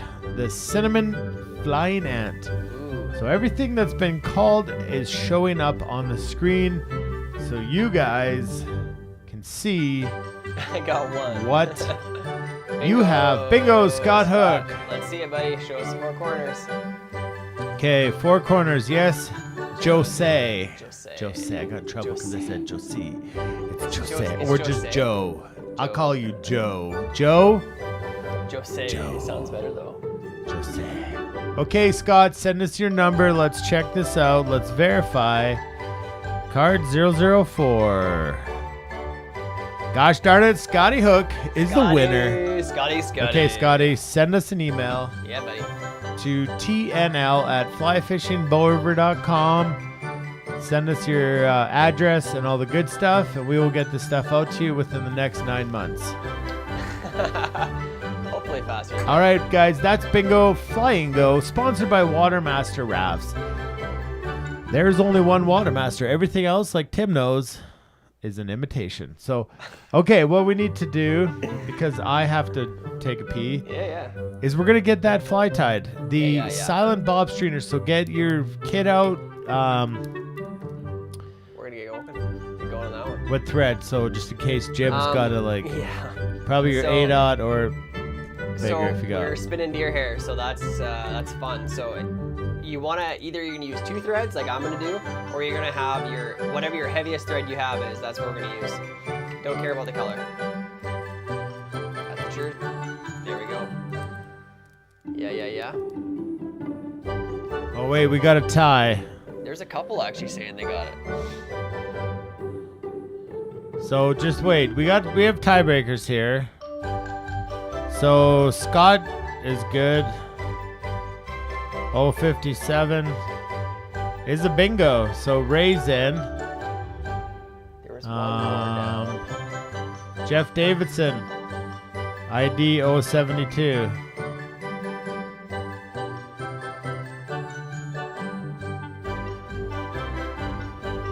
That's a bingo. We got a tie. Donna Smith. Whew, we're gonna have a All right, tie break folks. situation here. Donna Smith has a bingo. Man, that's 4. Tiebreaker. Okay. Read me Scott's number. 004. We just enter them all in here, folks, and then I will show you. What's the next one? 057. 057. Oh, it's 072. 065.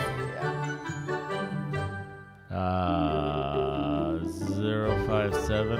I didn't see 057. Yeah, you already put it in. Right there. Oh, yeah. Okay, do we have any other ones?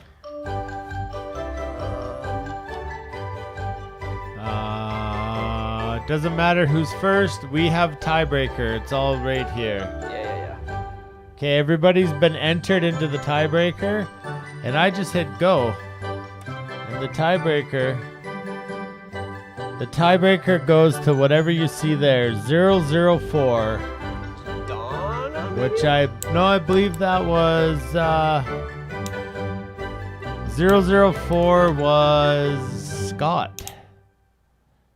004, Scott Hook. So Scott Hook, as the tiebreaker says, is the winner at 004. So still Scott is the winner.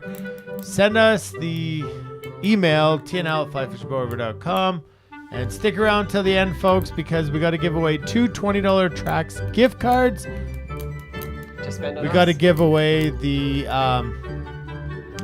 book. And then next week, it's Christmas party. Wow, Trax Pub. We got so many Yeah. giveaways next week. If you don't show up, you're not going to win. That's a fact. Okay, Tim. All right, let's do Tie it. that fly. Okay, guys. We're going to go into our next fly. So we got Silent Bob. Now, this is an interesting pattern. There's a lot of different ways this pattern can be tied. What I'm gonna give you tonight is my version of said fly, okay? So the original, the very, very, very original of this fly, so we got our kit here. The original way of this being tied was tied a little different than I'm gonna do, because this was tied as a sculpin pattern. Now what I realized from fishing this fly is that although it is a good sculpin pattern, I like other sculpin patterns better, but I like a way that I can tie this to fish it not as a sculpin pattern, but just to fish it as a streamer pattern.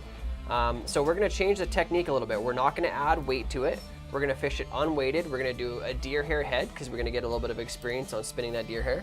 And as well as we're not gonna, the original pattern actually kind of does this up like a clouser, so the hook would ride up.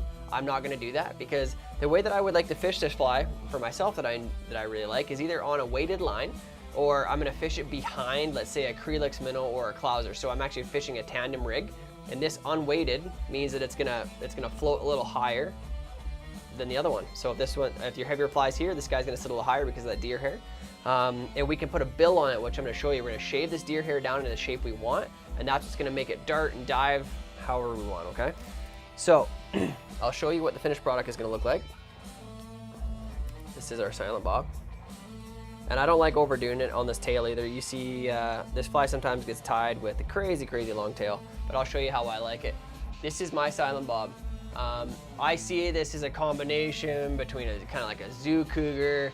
It's a combination between a sex dungeon, because I get to decide how I want to shape that head, and I'm using just deer hair.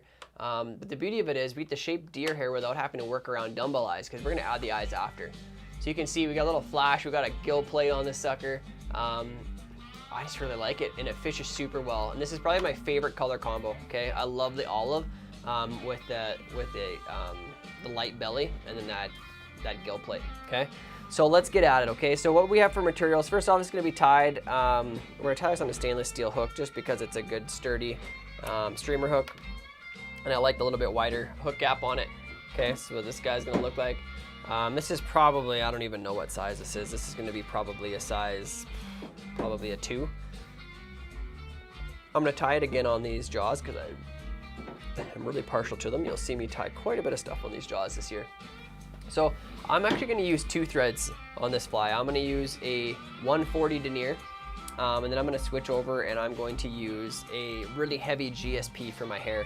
And it's not a necessity to use that super heavy thread for the deer hair, but I tell you what, it makes a huge difference in your productivity of spinning deer hair. And just trust me on this one, as you move forward, you're gonna want to get better at it. And the way to get better at it is to use a heavier thread. It just makes life a lot easier. Okay, so what we're gonna do is we are going to start our thread right behind the eye. Dane, can we adjust that maybe just a little bit? Just maybe back it out just a smidge, just because we're a little bigger this time. There we go, just so we can see a little bit better what we're doing. Nothing's gonna be super fine point here. I just started my thread behind the eye. I'm gonna work it back, okay? So we're gonna get to learn a few really cool techniques. I'm gonna take this right to about where that barb is sitting. We're gonna make a dubbing noodle, which if you don't have a tool to spin a dubbing noodle, that's okay. This is what I'm gonna use today. It's just a loon tool for doing a dubbing loop. You could just take the white colored dubbing we have in your kit, which is like a flash minnow back material. This stuff here, it's just a little bit longer, but I like the way that this fills out this fly if we actually put it in a dubbing noodle versus just pulling pieces off and setting it on the back and tying it in, because that'll lay really flat because it's all super condensed. We're gonna put it in a dubbing noodle, we're gonna comb it out, we're gonna make it look nice and big and puffy, and then they're gonna put it back on, okay? So how I'm gonna make this dubbing noodle, I pull off a little bit of thread, I'm gonna put my 2 fingers here, I'm gonna draw a section off, and then all I've got here is a loop, guys. So I've taken this loop and I'm holding the loop, and it's just like I'm restarting my thread again, okay? Then I'm gonna wrap back up against that thread. So what I've done is I've created this loop here that I can hold of just some extra thread that's just hanging out, okay? So I'm gonna hold that like so. I'm gonna advance my thread forward. Now, if you've got your dubbing tool handy, your dubbing spinner, I'm just gonna take that, I'm gonna hook it in that loop, and I'm just gonna set that down so it's out of the way. So it's just hanging down below right now, just on this guy here, okay? Hanging on that. And now I'm gonna wrap this up to, I don't know, roughly halfway up, because that's where I'm about leave it. I'm gonna put a quick half hitch in this. just to hold my thread there, and I'm gonna set that off to the side. And now I'm gonna be working with this guy. So you can see, if you can split this thread open, that I've got this nice dubbing loop here, okay? You can see all it is 2 pieces of thread. They create this space here that I'm gonna put material into, and I'm gonna spin it. That's really what it comes down to, is all I'm doing. So this material we gave you guys is quite long because it's like a minnow back, okay? So what I'm gonna do is I'm actually gonna pinch off about 1 inch of it, and I'm gonna cut it. And now you're right, if you're probably thinking, well, that looks like a real straight edge. How do we fix that? This is what we're gonna do. This is how we work with dubbing. We're gonna take it, we're gonna pull it apart like so, and stack it on top of itself. Pull it apart, stack it on top of itself, like so. Just keep stacking it. And now that I've got a kind of a clump like that, I'm gonna spread it out a little bit. I'm gonna stick this first clump into my dubbing loop. So all I'm gonna do is take my fingers, open up that dubbing loop. You can see I opened it wide open. And I'm gonna set that in there. And I'm not gonna spin it or anything yet. All I did is set it in there. So if you can see it here, all it is set in there. I'm actually gonna go back and grab a little more. And if you it's not gonna move, it's not gonna go anywhere on you. Now I'm gonna go ahead and grab a little bit more. You don't need a ton, but this is again pretty long, so I'm gonna cut it to about 1 inch in length, and then I'll pull it apart. Take it like this, pull it apart again, like that, kind of stack it. All that does is spread out all those fibers so it all clump together. And now I'm gonna go back to my dubbing loop, and I'm gonna put it inside there as well. And once it's in there, you can see it like so, I can just kind of go and fill in any gaps. So if I miss a bit or it didn't spread quite like I wanted it to, then I can just go back and make sure it's kind of where I want it. Now all I'm gonna do is I place my finger on the thread below where that dubbing loop is. So it's kind of hard to see there, but I'm just gonna spin that dubbing loop tool. So I spin it, take and spin. I hold my finger on there, and then as I let that down, you'll see that that material starts to spin. I'm gonna spin it again, and I'm gonna let that rope right up, okay? I'm gonna let that get quite tight, and then I'm gonna comb it out. So I'm gonna keep spinning. If you spin it too much, your thread will eventually break, so just be careful not to overdo it. But I got it like about so, I like it. I'm gonna go ahead and grab a brush. Any type of brush, even a toothbrush works. That's really what this thing Sean takes. needs you to slow down. Sorry, Sean, I'll slow down. Okay, so all I'm gonna go in here is I'm gonna comb this out. All I'm trying to do is pull the fibers that have been locked down in that dubbing loop out. Oh, perfect. And I break my thread, but that's okay, I can still save it. I'm gonna go in there because as you saw there, that snapped on me, but I've got some plunger style hackle pliers here somewhere. Slow down. Sean, we need the wizard. We need the wizard. Okay guys, so again, the reason I did that, and I could have just laid that on the hook, but the reason I didn't do that was because then it just lays back and it doesn't have any bulk to it. At this point, no water and oxygen in the water, any of these things can get in there and move all those individual particles and fibers on this kind of dubbing material. So that's why I like it to do it like this, because if I put it in like this, it's gonna keep a lot more volume in the fly. So what I'm gonna do is take my fingers, and hopefully you haven't touched your butt or a doorknob or anything. Or peed on them or stuck them deep inside the baking cam. Yeah, that. Whatever. All I did was lick my fingers, and I'm stroking the fibers so they're kind of going to one side, okay? So it kind of makes like a flat line on one side, and all of the bulk is on this side over here, okay? Now all I'm gonna do is Yay or nay to waxing the dubbing loop, just hold tight. I wouldn't wax this stuff. This stuff, no, I wouldn't wax it. You don't need to. This isn't a fine dubbing. This stuff is really coarse and slippery. I prefer just to get it in there and spin it nice and tight and then comb it out. Tight comb. Tight comb. Okay. Now all I'm gonna do is as I wrap, I'm gonna pull those fibers kind of rearward. And I'm just gonna start wrapping forward. Every time I go around, I grab the fiber again, pull it back. Okay, nothing, I mean, I could use my rotary function on my vise, but I'm just gonna take it nice and slow because I wanna make sure that I get all the fibers pointed rearward where I want them to go. So every time I come around, I'm gonna grab the fibers, pull them back. This is creating that nice bulky underbody that I want, okay? And keep going. I might not use all this, but I'm probably gonna use most of it. So I'm gonna wrap probably forward almost until the halfway mark of the hook. And if I go just past that, that's fine. I can wrap thread back over top of it. I'm happy with that right there. So I'm gonna bring my thread back. I'm just gonna lock off those materials. So remember, when we're pinching the material down, we're always gonna go behind it, in front of it, behind it, in front of it. Okay, that locks it down. Now it's secure enough that I can trim that thread out. That dubbing loop is gonna be gone. And then I'll take a couple of securing wraps over top of that so that it for sure isn't gonna go anywhere. Okay. Now it looks a little bit like that, and I don't hate that, but what I'm gonna do is I'm gonna comb it out a little bit. Okay, so I'm gonna even brush it forward a little bit. Brush, brush, brush, underneath, on the sides, everywhere, anywhere and everywhere. Okay, and then comb it back. Flip it upside down. Let's get her combed. Just like you're doing your slick back haircut. Get your do done. Grab those, make sure they pull back. I like it. That's the underbelly that I want. You can see how full that is. It's got quite a bit of bulk to it, and that's what I like right there. Okay.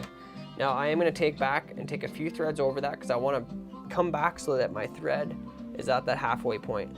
Okay. So I overdid a little bit on my coming forward, but that's okay. So I'm going to bring this back. Okay. To right about there. It's because I got more materials that I need to put on this fly. Again, give me an SOS if you need it, but I'll take her pretty slow from here on. We'll talk a little bit about our rabbit fur that we got coming up. So the next material we're going to put in here is a rabbit zonker. You could use the Magnum stuff, but on this small fly, I just like to use the standard stuff, which is what we provided for you guys. It's plenty wide enough to create the effect that we want. Now this is just basically going to play as the dark back of like a stickleback or of a minnow of some kind that's in the water. If we were tying this in the true silent bob fashion and we were tying this as a sculpin, I would flip it upside down and I would run the hook through that through the zonker and then flip it over, and that's how our fly would ride in the water. But because that's not how I'm doing it tonight, because we're not putting any extra weight on this. I like it the way this is because I want to fish this actually as a streamer, okay, and not as a sculpin right on the bottom. So what I'm going to do, I'll come back here, leave my thread where I'm going to put this rabbit zonker in. Now, when I'm measuring this, I want to think of having this extend roughly a hook and a half, I would say, length behind. If we get too long, the problem is there that we're just basically, we're giving a fish something to short strike at, okay, which is not something we want either. Okay, so we don't want a short strike. So if we have a tail that's way back here, then they're grabbing back here at this tail and they're not grabbing anywhere near that hook. So I don't want to go so far back that's the case. So I'm going to measure off of the rabbit fur, the leather, not the fur. So I'm going to go once and then a half again, set it on there, flip it over. I like that length. Okay, looks like so. And if you need a good view of what it's going to look like, just again add some moisture to your fingers and draw it back. Speaking of moisture, moisture. Adrian's lap looks like a stripper blew up. Ooh, nice. I know mine does too, actually. I need to know, just wait. What? Just think about that. What is a stripper blowing up look like, dubbing all over your? I do. I played the fifth. Well, Adrian, tell us. Yeah, Adrian, go ahead. Tell us I got no clue which nightclubs you've been to. Yeah. Nothing like putting Adrian on the spot. Yeah. So now that I've got the overall length that I want, we want another good way of measuring is looking at the white underbody. We want that to basically go just beyond halfway, the bulk of it. Okay. Now all I'm going to do is I'm going to secure that rabbit zonker right on top of the hook. Okay, and it is important that it's right on top. Okay, make sure that's good and secure. Take a handful of wraps. The one thing about streamers, guys, is we're not worried about how many wraps we put on this. We don't care if there's bulk in our thread. That's why we're going to use bigger thread normally when we're doing streamers. Okay, I'm going to come in underneath this and trim this out. And then I'm going to really secure that tag. Adrian's talking about the sparkles. The sparkles. The white sparkles. Now I want to basically... Tim, you look better today. I look better today? Well, you're not lagging. Oh, that's good. I appreciate that. I mean, just the, hey, let's revamp all the technical things before the show and then not turn on the audio. Well, I mean, who needs audio though? We look good enough. But what I did do is I filled that fog machine up because we're gonna Oh, go we're gonna out go a route? Oh, like it's man. 1999. So you guys don't leave. You don't No, leave. you can't. I'm ready. I'm ready for it. Okay, so this really is a simple fly in that we don't have a ton of materials we're using. Okay. The next material though that we're gonna put in is we got now some red brittle to work with material, but it's the best material for these gill plates. Okay. So again, it's a longer material. Oh geez. Be careful you don't knock all your deer hair off the table because you're gonna need that. And the hook, extra hook there. Okay, so we got this long stuff here. So again, what I'm gonna do is I'm actually gonna trim some off. So I'm gonna go with, roughly about an inch. We're gonna make another dubbing loop, okay? And then we're gonna dub this in the same way we did last time. So I'm gonna make one more dubbing loop again. So draw some more out. Let's go like so. So like I did last time, all I did was I pulled that little loop out. I went once, I just start tossing my bobbin over that loop, and that'll secure it right down where I want it, okay? Then I can advance my thread forward just a bit, because all I'm gonna do is basically put enough of a gill plate in to go around once, maybe once and a half times, okay? So go ahead, get your dubbing spinner loop put in there so it can hang out of the way. And now I'm gonna come in here and I'm gonna cut this. I'm gonna cut it at that kind of inch mark again. So it looks like so. And I'm gonna spread it apart just like I did last time. Pull and spread, pull and spread. Like so. You were just waiting for me to say something, weren't you? I was, and you didn't. And I'm gonna stick that inside my dubbing loop, okay? And I'm gonna put just a little more because I think it's gonna take just a smidge more. So I'm gonna cut one more time. I'm gonna get rid of some of that because that's gonna be way too much. About that much more. Pull it apart again. Set it in that dubbing loop. Now that it's in there like so, we're gonna give it a good old spin. Get that corded up. What? Just like that. And this one we're gonna brush out really good too. I've got way too much on here, I can already tell, but that's okay. It's better to have enough than not enough. Enough than not enough. Now that I've got it here, I'm gonna go in and really work this out. Now this is an interesting one because in the original pattern, they actually extend this gill plate way back down the fly. So we're gonna kind of mimic that same idea, even though we're not tying it as a sculpin. We're gonna tie this kind of the same way. So make sure you comb it out really good so you got some nice long extension in those fibers. And once I do, it's gonna look like that. Take my fingers and moisten again, draw all them back so they're on one side, like so. Okay. Point it rearward, and let's start wrapping. Okay. Make sure you got those pulled back. And once you have enough that it's covered the entire way around once, that's all we need. Okay, we're not overdoing this. We don't want this entire fly to be red. So now that I went around once and I can tell there's gonna be enough there that I can comb out, I'm gonna bring my thread back.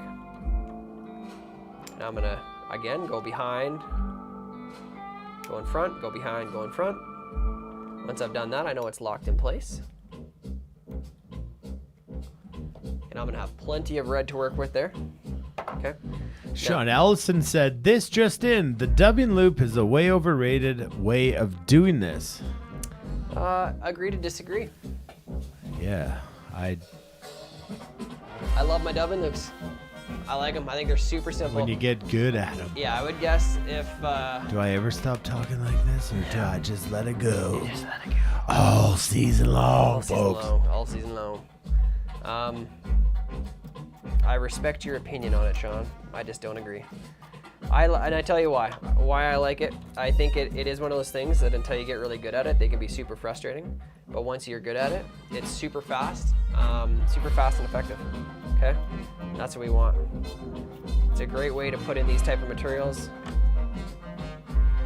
And until you've tied a Dana's leech, you've never tied enough dubbing loops. Well, I have to tell you, a day on the river with a guy named Sean, and he tied into a brown that no one has ever seen before. No? That came on a Dana's leech. Did it? I mean, lost it, but Well, of course, yeah. I you mean, know. it happens. Remember that, Sean? Remember that? Wow. Wowza. Anyways, we saw a wizard. Oh, What a day. yes, That's the a wizard. Yeah. The Oh, wizard man. wall has never been the same. And you guys all stopped in to hang out with us, and you tried to steal the beef jerky that Sean brought me. Oh, I totally forgot about the beef jerky. That was amazing Yep. stuff. Send more, please. Please. Please. Okay, well, if you thought you haven't been having fun yet, Oh, we're about to have fun. we're about to have fun. Fun, fun, fun. Okay, well, everybody catches up. We need to do a quick check-in with the sponsors and all of our good peoples to make do this it. show possible. So we'll be back in 1 minute.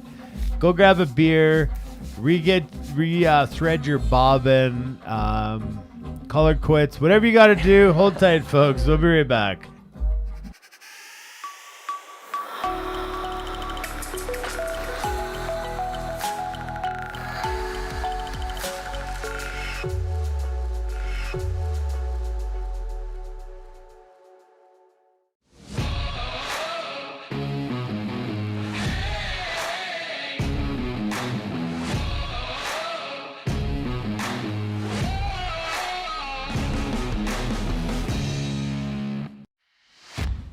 With the amount of time we spend in front of our vices, don't you think you deserve a pair of scissors that can make the cut?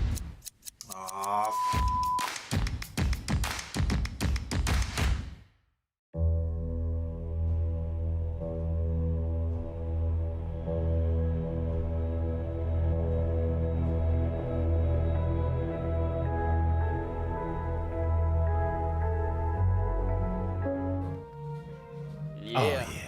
Yeah. Okay, folks, so those commercials weren't just commercials. They were something that you're going to need to remember to win the next prize. Just throwing that out there. So maybe you shouldn't have gone for a beer. So maybe you shouldn't have gone for a beer. But anyways, if you did, we're back to getting dirty with deer hair. Oh, So Mike McKenna has said his kid's in San Jose and a long ways from Texas. I don't understand because there's people like in New Hampshire, New Jersey, Florida that got their kids, and at the same time, and I I don't understand shipping routes. wish I understood that stuff, Mike. But anyways, Mike's retired now. I believe he was a teacher before, and last year was his last year. Nice. And anyways, let's get back to this. Yeah, let's do it. If I can And find you're right, Mike. This is, I don't know if it's it is a tough fly a little bit, for sure. There's some techniques in here, but the reason we're doing these ones is because we're gonna reapply these throughout the season, so we might as well get it out of the way. It's not too bad. It's not too bad. And you can always put this fly away, and you Yep. could come back in 6 months and watch it again and tie it again. You don't have to show up every Thursday. It's true. It's To enjoy. That's the beautiful part Get about in it a all kit. being cached is you can go back and watch it, maybe at your own pace if I'm moving too fast for you, kind of Look thing. at John. He's always complaining about how late it is out there It's 11 p.m. on the East Coast. Well, it is 11. That's late. It Way past my bedtime. It is. It's 9 o'clock. We've been 2 hours. Way Alright. too much entertainment. We are Almost almost done done. this fly though, okay? All right, so what I'm gonna do, like I told you I was going to, because I don't want to use this thread for spinning deer hair, is I am going to just do a couple of half hitches. I'm gonna About get that rid of this. handstand. Yeah, I'm still waiting for it. I'm gonna set this one aside on my fancy new Norvise tool caddy. Thank you to Rocky Mountain Fly Shop for that. Oh, we got to show that. Hang on. Ooh, yeah, it's good. We will show I'll that. show you later. It's good. And so what I've got here, guys, is a GSP 200. Okay, it's a really heavy thread. You can see it there, quite thick. I really like using this stuff for spinning the deer hair. I'm gonna go ahead, attach this thread, take it right back to where I left off, and I'm gonna make my first little bit of work here. So everybody has their own way of doing deer hair, okay? And that's just gonna be no matter what tire you talk to, they like doing their things a little different. I'm gonna show you my way. And I'm gonna show you how I'm gonna do it for this specific fly. So this specific fly, I like having a collar that only goes halfway around.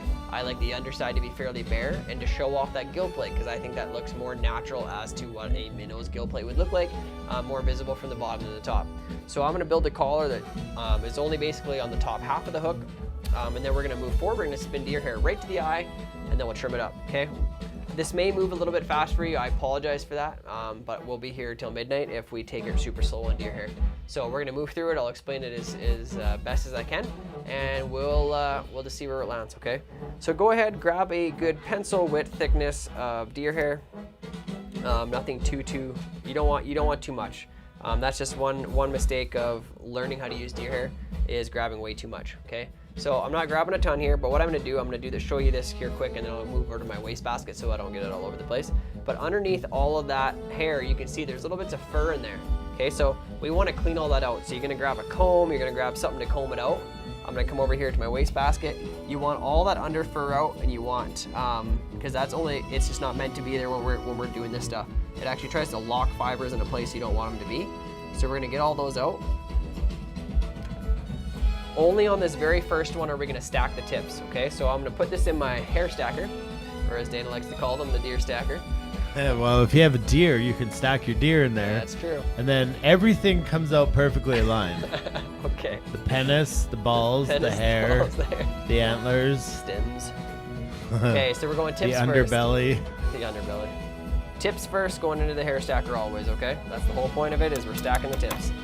Give it a couple knocks on the table. Orientate it so that the tips are gonna be pointed out the back side of the fly when you pull this out. So I'm gonna separate my two pieces here, okay? And you're gonna see my tips. Although there's a little bit of fuzz and junk in there, they are perfectly aligned. That's where we want them. So I'm gonna grab it, go ahead and pinch them, pull it out. Okay, and that's what I'm left with. You can see those tips. It was are like nice. music on par. It was perfectly cued. Perfectly cute. So what I'm gonna do here is I want a collar that extends, not super far, maybe back to the hook bend at most, just kind of covering up some of that red. Okay, so you can see it's about to the back of the hook bend. So what I'm gonna do is I'm gonna switch hands. Okay. Just hold right there, freeze frame. Freeze frame. Can somebody please screenshot this and tag their favorite esthetician? Just hold tight. Screenshot please now. Do it. Somebody tag us and your favorite esthetician, and continue on, Tim. You're good at deer hair. You really are. Okay, so what I want to do is with my fingers, I kind of want to work that deer hair, as you can see, down. See how I just kind of covered half of the hook? It's not underneath. And then once I kind of covered it, I'm going to pinch. I'm pinching hard, okay? Now I'm going to take one thread wrap over top. And you can see as I start to pull down, that deer hair is going to start to flare. Ooh, there it goes, okay? Once it starts to flare, I'm going to take one more. And on this one, I'm going to pull tight. And I'm pinching with my fingers at the same time because I don't want those hairs to go all the way to one side or the other. Okay, so I pinched hard. Now that I've pinched hard, I'm gonna go in and send one more thread wrap in. And you can see where that collar sat. Okay, that collar extended. We're gonna trim all that long hair out, but that collar extended right to where I wanted to, only halfway around the hook, perfectly as designed. Okay, now what I'm gonna do is I'm gonna pull all this deer hair here back, and I'm gonna put some thread wraps in front of it. And this is what we call stacking deer hair. Okay, so now we're pushing it back on itself. Like so. Okay. Now I'm gonna flip this upside down because I want to put a little piece of hair on that underside. Although I don't want it to be the tips because I don't want to have a collar down there. I still need hair to cover that. So I'm just gonna take a little clump this time. Not very big at all. Just a tiny little clump. I'm gonna again get all that under fur out. This is just a really small clump this time, guys. Maybe half a pencil width. I'm gonna go ahead and trim the tips off because we don't need them and they're just confusing when it comes to a collar. So I know now if I'm trimming back there that I'm not gonna be trying to trim a collar because they're not perfectly pointed anymore. I'm gonna lay that in just back a bit, almost as if I was making a collar, but remember this is gonna get trimmed out. I'm gonna come up and this time I'm gonna pinch with my two fingers and I'm gonna pull down really hard in this first wrap. One wrap, boom. And then I'll work a second one through. And I pinch with those fingers nice and hard so that none of that hair spun around at all, okay? Because that time I didn't want it to. I wanted it to be right where I placed it is where I want it to be, and that's why I held it with my fingers. Now, you can grab a pen that you take the inside out of or whatever. I actually have a deer stacking tool here. It just has a hole in the end of it, okay? I stick that over your hook. You can kind of work it, and it just pushes that hair back so I can get my thread to the front side of it. So I'm gonna come in like so, get my thread back in front of it. This music is like crescendo building. It is doing that. Tim, why would you look at your watch when we have a new clock right up there? Well, only because you're texting me or somebody's texting. Oh, Cam's It's Cam. probably texting It's us. Cam. That's why. Okay, so now that I've done that, so basically all I did was put the collar on the top and the back. I added a little bit on the bottom. Now I'm gonna do one big clump to finish it all off. We're gonna do the classic deer hair spin. Okay, so take a good clump of hair, and I am gonna trim the tips off of this one again. But this is just gonna be a good healthy clump, at least a pencil width, if not maybe a little bit more. I'm gonna go ahead again and clean out all that under stuff. So you've watched me already do it, so I'm not gonna show you. I'm gonna put it over my wastebasket. I'm gonna comb out all that under fur. Make sure I get that all out before I come back, because it's especially important on this one as we comb or as we spin this entire clump together. Okay, so now that I got that under fur out, I'm gonna come back. Got my tips here. I'm gonna show you what I'm gonna do with those. Again, I'm gonna snip them like that right there, but I'm gonna do it over my wastebasket. So that when it comes back to you and you see it again, they're all trimmed off, okay? See, this is why we sent Mike's kit to California first, because we didn't want him to start with this. No, this is a tough one. He can end it. That's he can right, add yeah. it as like episode 21. Put a number 2 in front of the 1 and you've got a 21, and by the Boom. time you get to 20, you'll be like, hey, next week I still have a kit. That's true. That's one way to look at it, for sure. Okay, guys, so we're gonna deal with that little bit of hair that we put in there and stacked. Okay. Sorry, I just realized I got a little bit of extra under fur in there. I want to clear. Oh, make sure my tips again are trimmed and equal. And now what I'm gonna do is I'm gonna come in here, kind of at a 45. Okay, so I'm gonna pull that stuff back. I'm gonna lay this down at 45. So you see, I just laid it in there. Kind of, it just looks like I almost messed it up and just put it right in the whole mix of everything else. Just gonna lay it right in like that. Okay, I'm gonna switch my hands so you can see all this hair. It's just sitting there.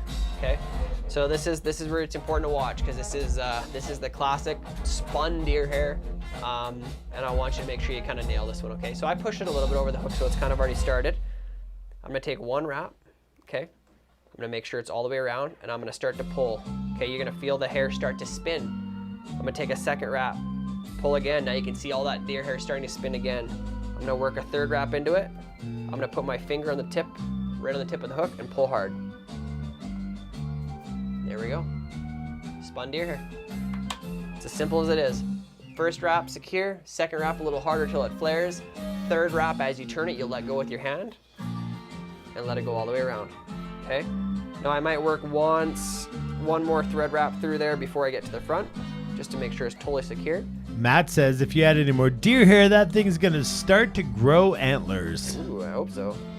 And James Jim William Crawford is weirdly not in bed yet. Maybe he is. So pull all that back. Probably Debbie got his flight time Yeah, table set probably. up in his bed, made him lunch, dinner, supper, and he's just sitting there in his robe. Just sleeping I in a can see him in his messenger. robe, and he has like those like covers over his eyes. Yeah. So Oh, yeah. You're talking about cucumbers and Yeah, that is our friend James William Crawford. James William Crawford. Okay, so I pull all that back, guys. I'm gonna put a few thread wraps now. We call it a thread wrap dam. Okay, so a thread dam. I'm gonna put a thread dam right behind the eye. It's gonna prevent any of that hair from kind of pushing forward when I trim it. So I don't want fibers to be pointed straight forward. I want them to tip back. Chris Tibbett says, did I miss a mention of what thread is used now for the deer hair? Yeah, good question. So you must have missed it. All I said is I'm using this is called a GSP 200. It's a 200 denier. I literally could probably pull as hard as I wanted and it would never break. But Cam couldn't. No, Cam could break it. But Cam would break it on He'd a break Prince it. Nymph. He would, absolutely. And the reason I use it is just because it makes life a lot easier for spinning deer hair, because I can pull as hard as I want without the fear of breaking the thread. Okay? So now that I got to this point, guys, I'm gonna do, if you had your pen or whatever else I told you could push your deer hair back with, I'm just gonna use this. I'm gonna wrap around it twice. It's gonna be my half hitch. Once, twice. I'm gonna put the hole on there. I'm gonna work that off the edge. The music just woke you Perfectly up. timed. I'm gonna pull it tight.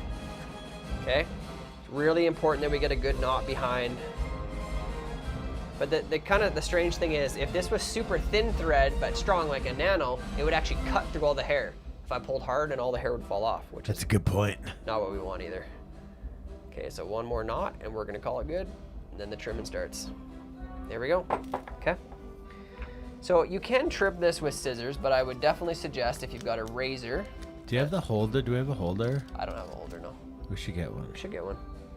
We'll Colin. Probably head over to Rock. Colin doesn't look like he's tuning in anymore. He's gotta go to He's work probably tomorrow. passed out. He got called in tonight to work. Yeah, it sucks. Okay, so guys, we are so close to done. Let's wrap this up. Did Cam break his thread? Probably. Is a frog's arse watertight? Does a duck with a boner drag weeds? Does a duck with one leg swim in circles? Yes, All right. to all. Jean-Louis Gamon Leclerc. Did I say that right?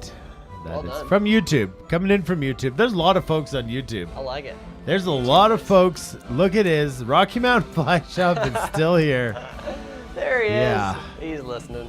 Jeff, you don't peace out because you broke your thread. No, never. Okay? Can't. That sounds like a quitter. We Quitter. don't like quitters. No quitters here. Okay, so I'm just using what is this? Some weird name off of Amazon. Oh, Asmus Bisbeat. Yeah. Basically, all it is I'm back. Brandy's back. Brandy's back. Did you miss anything? Oh, it's No. Derby. That's what it is. No, you didn't. No. You're good. You're good. So I just broke this double-sided razor blade in half, and all I'm going to do is trim this up, guys. Now, trimming is at your own discretion, but what I can say is you can't put hair back on, so don't overdo it. You got to keep it light, trim slow. For me personally, Well, you know what they say. no, tell me, what do they say? Well, they say you can't put hair back on. Oh yeah, they do say that. I think I heard that just a moment ago. Oh, Jean-Louis is Baloo. Oh, that's Baloo. Maybe? We don't know. We Yeah, don't know. Maybe. Bonjour.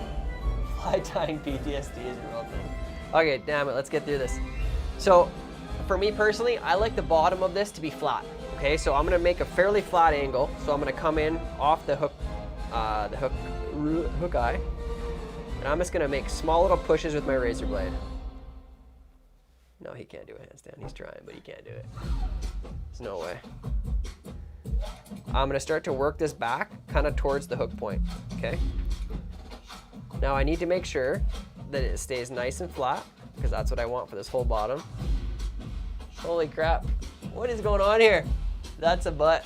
What? You didn't break anything, that's impressive. Hold on. That's a handstand. I did it. You did it. You did it. You did that thing. So as you can see, I'm just getting it real flat there, okay? Like your first girlfriend. Gonna push all the way back until I start to expose some of that red gill plate. I don't want much hair on the underside, underneath that hook. So I don't know if you said this because I was wall climbing. The way you shape the deer hair affects the way the fish swims. Well, it affects the way the bait swims for sure. That's a fish. You could tie that as a fish, Yes. a bait fish. It does. It affects the way it darts, it dives, it goes. Okay, all over. I went like I'm lightheaded. I can tell. Could So- you guys see me? Like at least did my feet make it in there? I don't know. I don't know. Might I don't have. know. It looked like it. I did a handstand. Well done. Well done. Breathing heavy. On the top side, I'm gonna make more of a dome shape. So I'm gonna take this razor blade and kind of make a bend in it. And again, just remember, slow pushes, okay? Pushing back, pushing back. And I wanna get rid of all the long fiber because remember, I put that nice collar in there, but it's underneath all those. So I'm gonna push all those out of the way, try to get to my collar, because that's what I actually want. But I don't want to cut my collar off, so be careful not to do that. Okay, so now I'm gonna be left with something that looks similar to this. So then I'm gonna come in at the sides, and I want a quite flat side on this so that I can place that eye on there that I'm gonna glue on. Okay, so I'm coming back quite flat, little touches again. It's a good point that Doug Garcia said is make sure that you pull your thread deep enough or you will cut it on the bottom when you trim tight. That is very true. And that is a real bummer if you cut hair at this point. There we go. Getting back to my collar. I'm just gonna make sure I got all those. So you can see here, guys, the head's really starting to take some shape now. It's a little bit big for what I want, so I'm gonna actually come in here on the bottom and flatten it out some more. I don't want it to be so tall. I want it to, the flatter it is, the more it's gonna dart and dive in the water, which is what I'm really kind of going for. There we go, working my way back. Like I said, just little touches of that razor blade will do it. You don't want to overdo it. There we go, I like the way that side looks. Come over to this side, make a couple of final touches, and I'm gonna put these eyes on and we're gonna be done this fly. It's nothing like having an $8,000 camera hanging from the ceiling. Just because nothing else worked. Nothing else worked today. Put our most expensive camera and hang it from the ceiling. Perfect. Just cause. Just cause. All right, guys, I really like that. As you can see, flat on the bottom, dome top, flat on the sides, which is kind of hard to see from this angle, but it's gonna give us lots of space to put it in. By some miracle, I still have a collar there, which is, in my mind, this is almost like a Bow River bugger style. It's got a big collar on it. It's gonna move lots of water for its size. Make a little adjustment to this little side. Let's call it good, okay? Let's go ahead and put these eyes on. So in your kits, you also have some eyes. Look just like this, 3D eyes, okay? So I'm gonna show you my version of putting these on. So a couple comments are, make sure that you use a fresh blade each time. Yeah. Dull blades are not good. Yes, make sure you have plenty of blades because they do dull very fast. And they're very cheap, guys. Like 20 bucks for like, I don't know, a lot of them. It's an Amazon thing. Oh, Brandy's fly is flat because it's still in the bag. Huh. Well, that does it too. Okay. Just got intel from Trax Pub where we're gonna be having a Christmas party next Thursday. They streamed it live. How did it go? What's up, Trax Pub? Nice. They had Daryl Anderson. Got the photo. Oh, awesome. Got That's the wicked. photo. So, folks, next Thursday, what are you doing? I know what you're doing. I'll Come tell to you Trax after Pub. Tim's finished putting the eyes on. Okay, now the reason I left that nice and flat on the side is because I'm gonna go ahead and put those eyes on there, and I want it to be nice and flat. So I'm going to go back to my thin, hard formula, okay? I'm gonna put a pretty big splotch of this stuff. And I like to kind of push it into the deer hair. You're gonna see why I do this and not use super glue, okay? So I want you to start thinking of this as, like, it sounds bad because we're fly fishermen, but let's start thinking of this as a Rapala, okay? Just one sec. Cold Drone said all 32 of us. Well, Cold Drone, there's a party on Facebook of like 80-some people. So if we can get everybody who's local, let's go. Let's go. Okay, so you can see I pushed that eye right into that UV resin I put in there. I'm gonna push it down. I use my scissor to kind of hold it nice and deep so I know that it's in there. Deep. He's going to hold it deep. Hit it with my light. Secure that sucker in there. And where do Now we you go get this anywhere. epic light? This was from Blake, wasn't it? It was. Yeah. It was. That light is better than anything you can buy in the fly shops. So call and hit up Blake and say, where do I get more of these? Yeah. Because everything else is labeled loon or whatever, but that light is absolutely gold. Blake, we appreciate you. Yes, we do. And now I'm just gonna repeat the process. You do kind of want to get these eyes so that they match up. Not that, I mean, it's aesthetically pleasing for us. The fish don't care. But try to get the eyes so they're fairly close on both sides. Oop, that dropped right off. So, question, can this be done with scissors? Yes, absolutely. Will it look this precise? Absolutely Definitely not. not. You can use scissors, yes. But- It's just you're not gonna get a flat side like I have on this fly doing that. And it's way easier to use a razor. Yeah, like that flat underside, you can't get that angle off of scissors. But a lot of it you can, but not that part. Okay, now this is the part why I said I want you to think of this as being a Rapala.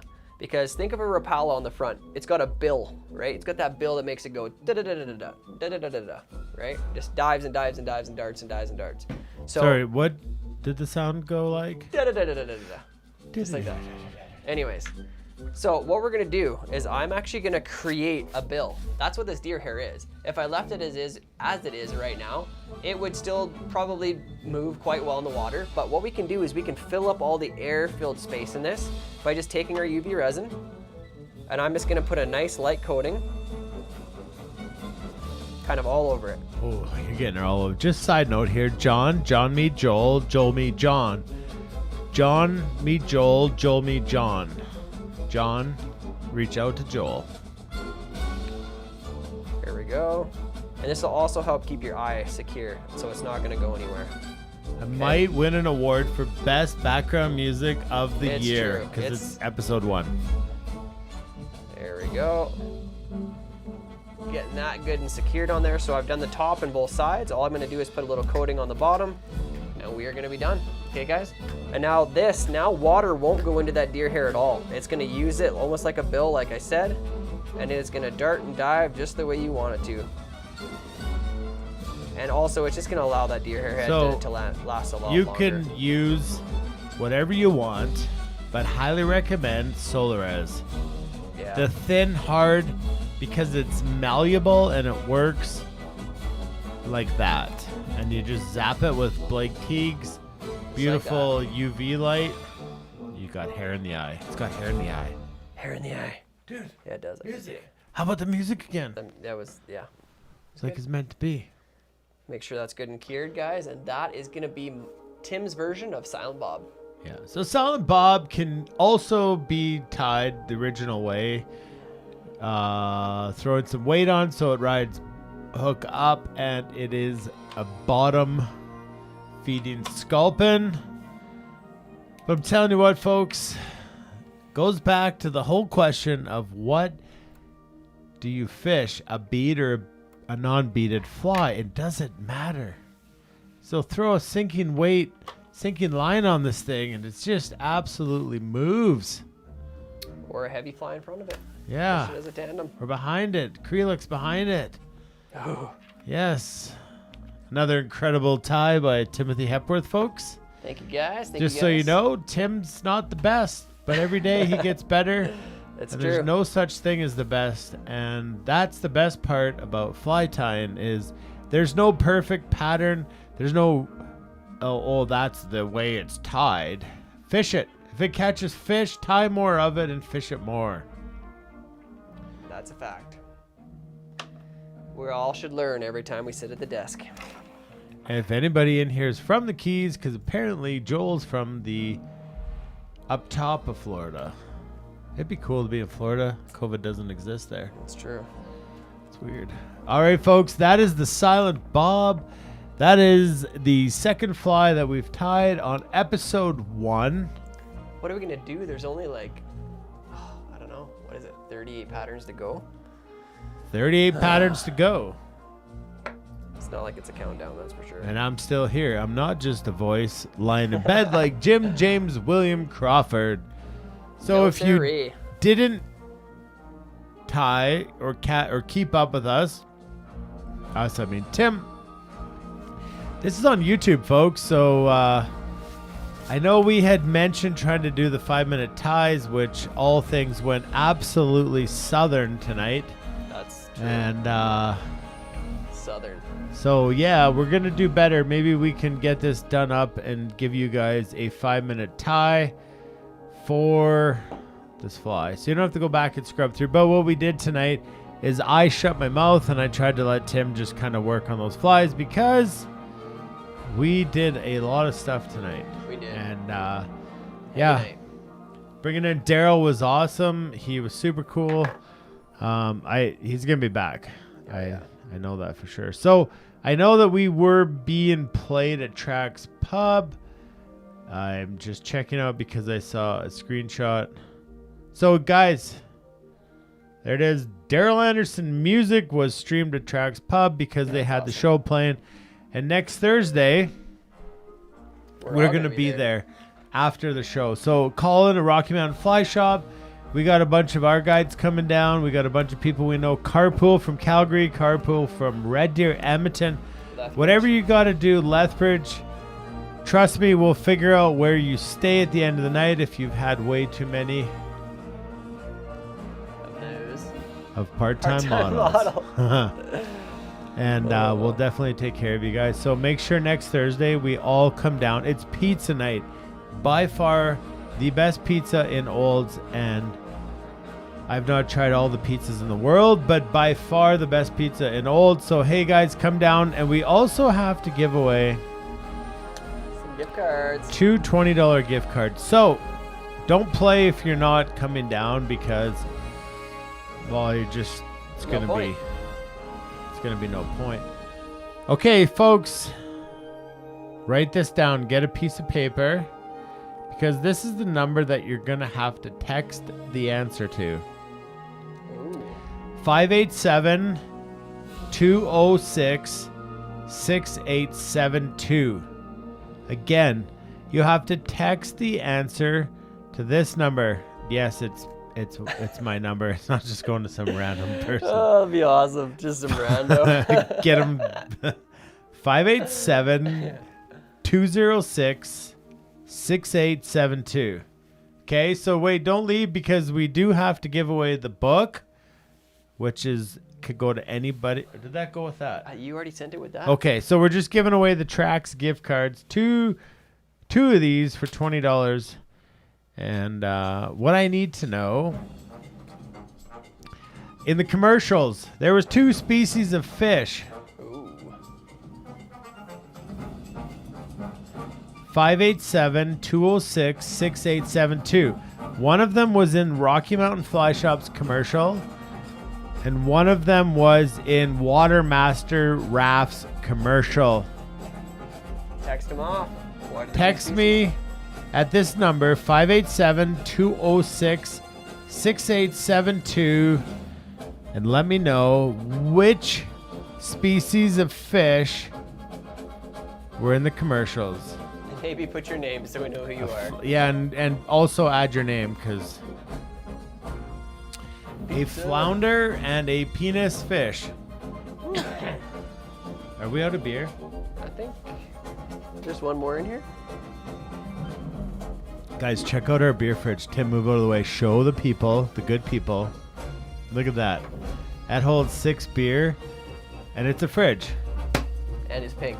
And it's pink. We're going to put some stickers on that thing. Beauty. And if you're bored and you have an extra beautiful beer fridge around, so if you text them to not the number I told you, you don't win. You want your beer or not? I do. Okay, so I gave you guys the phone number to text it to. All right, here we got some people. What we got? Ben. No. Chaz wins. Chaz wins. Chaz wins a brook trout and a rainbow trout. Boom. The best part about that is that a rainbow trout was caught on the upper Red Deer River That's awesome. with Rocky Mountain Fly Shop. And that means Chaz has to come down next week. Oh, I know he is. Better be. Just so you guys can see. Brook trout and a rainbow trout. There it is. Nice. Whoop, whoop. So Craig's gonna get a punch in the bum because he just called it. My daughter has the same fridge for her face creams. Yes, so That's what it is, yeah. So that's what happened. Janine bought the fridge for Matea for her birthday for the face creams and product, and 2 of them showed up. So we've been drinking warm beer. John would send me his spare mini fridge, but it won't get here until 2024. Touché. Yes, Cody's Special Look at this. delivery. Look at this, girls. You guys want to come say hi? This is Matea. Why don't you tell everybody about your... Brielle, you're awesome. more than welcome to come in. Your awesome beer fridge? Beer fridge? Yeah. Can I go on Tim's camera? Yeah. Well, you can go on Tim's camera. Brielle, you can come over here. Saskatchewan Rough Riders. Look at this, okay? What is that? These are the girls, the ladies. So tell everybody about your makeup or beer fridge. My birthday was last... You got to get in the camera. Sit down with Tim. Wait, where's your mic? Is it on Right here. Yeah. It was my birthday last week, and I got a skincare fridge, and Mom accidentally ordered 2. So now we have a pink beer fridge. Yeah. So It's awesome. nice. Yeah. And so this welcome. is Brielle behind me. She's kind of TikTok famous. How can they find you guys on TikTok? No big deal. They're probably too young to be public on TikTok, so they're private. Touche. I'm 13. Oh, she's 13. She just Oh yeah, turned 13. 13. Boom. Brielle turned 12 in July. So what we're gonna do, if you guys just hang out outside and stick around, because we're gonna have a dance party. throwdown showdown party in about 5 minutes. So can you guys come back in 5 minutes? We're gonna get the yes. fog machine going. We're gonna get the lights, camera action going, and I'll actually get to see it this time. but Neither, maybe. what we need to do first, friends, is we need to just kind of quickly head over here and let's share some wins before you guys leave. Yeah. We're gonna get this dance party going because we screwed it up. So Chaz, you've won 2 $20 gift cards. I Yeah. gave them both. Who cares? 2 $20 gift cards. You know what? More people need a friend like Chaz. Fact. This is my win of the week, okay? I'm going to start off. I always make you, but I'm telling you what. More people need a friend like Chaz. As men, everybody's afraid to say, I'm proud of you. I love you. Be awesome. You're awesome. And Chaz almost every day sends me a message like that. And it's like, it's fascinating how much it picks me up. And I'm not saying that I'm like having a bad day and I needed something like that, but it's like I need a Chaz. You guys need a Chaz because he's not afraid to tell you that you matter. And we've all heard Chaz's story on Fly Fishing Saves Lives podcast, and we've got to spend time with Chaz at guide school. But like everybody needs a Chaz. And Chaz, you're my win of the week. That's awesome. Special person. Absolutely. Yeah. Well, my win of the week. There's a few actually, but I'll keep it to one. So tomorrow, for the first time, something Dana doesn't overly enjoy doing, but I get to go ice fishing for the first time this year. So I'm pretty pumped about it. It's been a hard week. Life has thrown lots of struggles my way in the last couple weeks, and on top of that, work has been stressful, lots of nonsense there, and I needed nothing more than tonight and to follow it up with a trip on the water tomorrow. Yeah, full circle for me. I'm excited for the week. Excited to see my girls this weekend and get to spend a day with them. Sometimes it's, your wins can be little, and it's something it's struck me more and more. Just each hold day. tight. Yes. Your wins are never little. Sometimes they don't feel enormous, but they're never little. No. Carry on. No, it's fact, and to pair on that, we need to stop taking. I think sometimes we excuse the joy in our lives, even when it's small, because it is those little things. We don't always have big things next week or big things next month to look forward to. Maybe it is as simple as holding your child. Maybe it's as simple as getting to fall asleep next to your wife. Maybe it's any of those things. It might be small, but those are the things, that's the joy, that's the happiness that keeps you going every day. So my encouragement for this week is find those things, no matter what they are, big or small, and find joy in it. Don't rob yourself of the happiness that comes from even the small things. Because like Dana said, they're not small. Those are the things that accumulate to make us who we are. They keep us striving on. So that's my win. Let's see what you guys got for us this week. Well, Ray's apparently looking the other way, upside down, saying he's the first one to call bingo and not win. Well, Ray, I hope that's not your win of the week. But hey, it happens. It happens with the internet. When there's a tie, we do a tiebreaker. Chaz, trying to keep up with the comments. Yes. Baloo, this is. Send me a message. We appreciate you. Where did they go? Where do we hear? Cam, win for the week. 2 of 3 girls come home this weekend. He's been so low all week. Looking forward to a house full of women. Yeah. I feel you, man. I feel you. Our screen just botched up. Yeah. And this week's job is to fix the screen. Yeah. Oh, looks like Ken shot an elk this week. That's awesome. Yeah, Jim, all the kids and grandkids out in the west to get Christmas trees last weekend. Oh, that's so fun. Health and family are the win for Adrian. Yeah, it's the big things, man. Be grateful for him. Craig got to watch his oldest dance for a viewing night twice. So proud of her and how far she has come with all that she has faced. Nothing better than being proud of your kids. Chaz, my win of the week is having friends like all of you. Friends of the family we choose. This group means so much to me. It's how we treat others that defines us. Be brave, breathe deep. My win for Jeff is 2 amazing boys who are absolutely awesome. They are my heroes. Bruce, win, completed my non-restricted firearms course on Saturday. A new rabbit hole to explore. Good luck, buddy. Another one to go down into. Yes, exactly.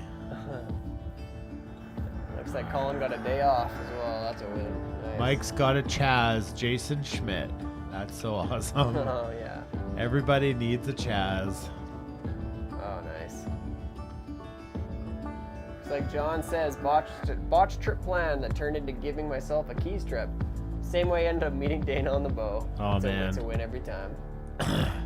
Yeah. We're gonna do some cool stuff next time. John will be back. We will not tell people what we fished, but we fished it. Yeah, sorry I didn't add that to the screen. Baloo is going trapping. Oh, looks like it's Ryan's birthday today. Oh, Happy geez. birthday, dude. We gotta figure out. I don't have. It's a new computer. I don't have all that stuff over here, folks. We gotta. Thank you for spending tonight with us, Ryan. It's special that you would choose to spend it with us. Just so you know,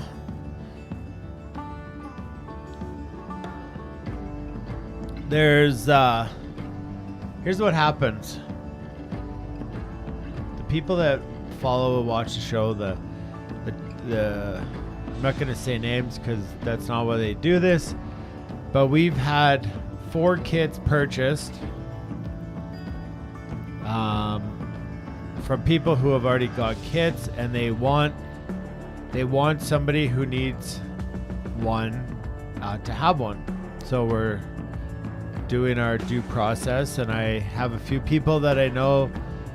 I'm not going to tell them. They're just going to have kits show up in their mail.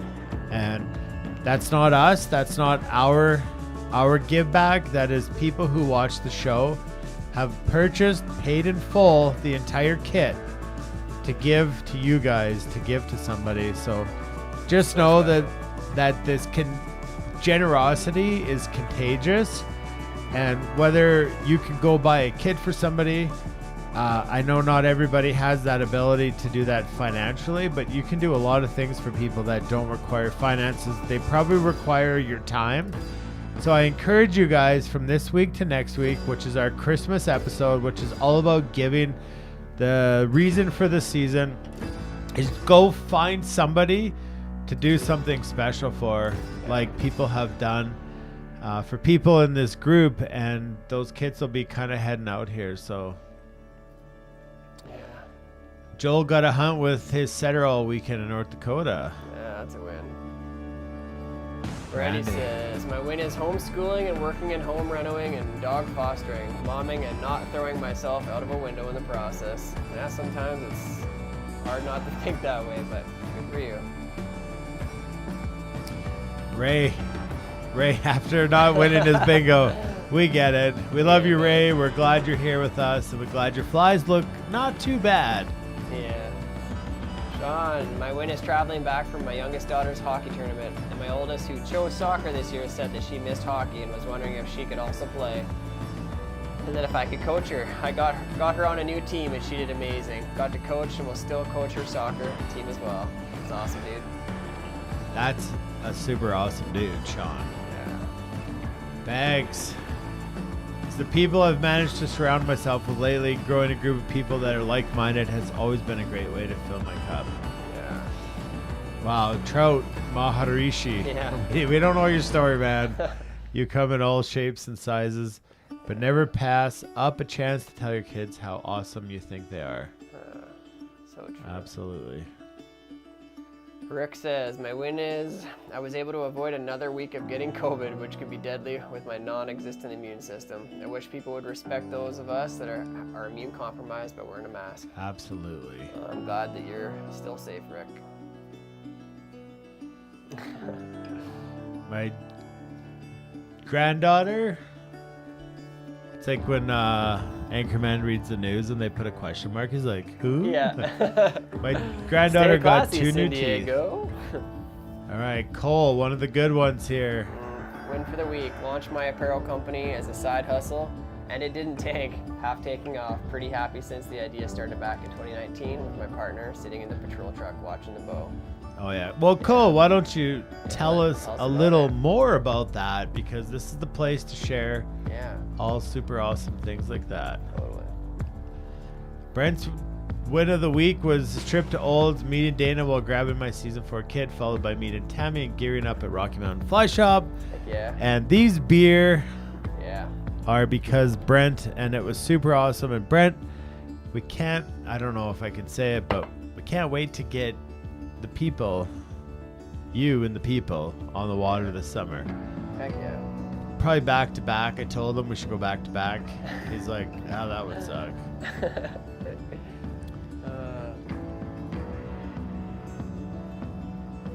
Deliberate life. So yeah, tracks next Thursday, folks. It's almost 10. Yeah. We're 3 hours into this. Jeez. I don't Long even one. care. I'll No. go 24 hours. But yes, you don't want to miss Still out next 90 week, man. people between Next the week, two. come join us, please. Like it, we can't say how much we've longed to just hang out and to see people. And I know it's not the easiest thing to necessarily do all the time, but we really would love to see you out next week. Yeah. Not just to celebrate I'd Christmas, like to but just meet a see ton you. of people. Yeah. I'm gonna shake some hands if you're okay with that, Yeah, I don't even care. and maybe give some hugs. Get the big old Chaz hug. Yeah. Birthday hugs. It's such a great generosity. This group here is so freaking awesome. OQP. Yeah. Pay it forward. Isaiah says my win was being recommended the show by Jeff. Another win is stumbling into Jeff as an amazing mentor. So that's freaking cool. So cool. It's just what it's all about. It literally is what it's all about. Oh, 100%. John says, I don't know someone personally who needs a kit. If y'all have someone who needs one, you have my number. That's Oh, what that's John amazing. does. Yeah. It's so funny how you meet people on the river and what the river does, and Yeah. you know that whole trip. I'm not gonna share it on here why he came here and stuff, but Amazing. just Truly. flying through these comments here. Laura, Laura. that fish, the brown trout. I know exactly where that is. Deerfoot's right here. That's so awesome every time I see it. Rick would be here if he could, absolutely. Yeah. Okay, Ben, my win is just being the best I can be for my kids and wife. My dad passed away this October, and I'm reminded continuously of the memories of me and my dad. Cherish the time you have with the loved ones. This group is awesome. And Ben, we will see you next Thursday because I know you'll be there. Heck yeah, man. Roger, apologize that it wasn't a straight line. Next time we'll be more clear off the start.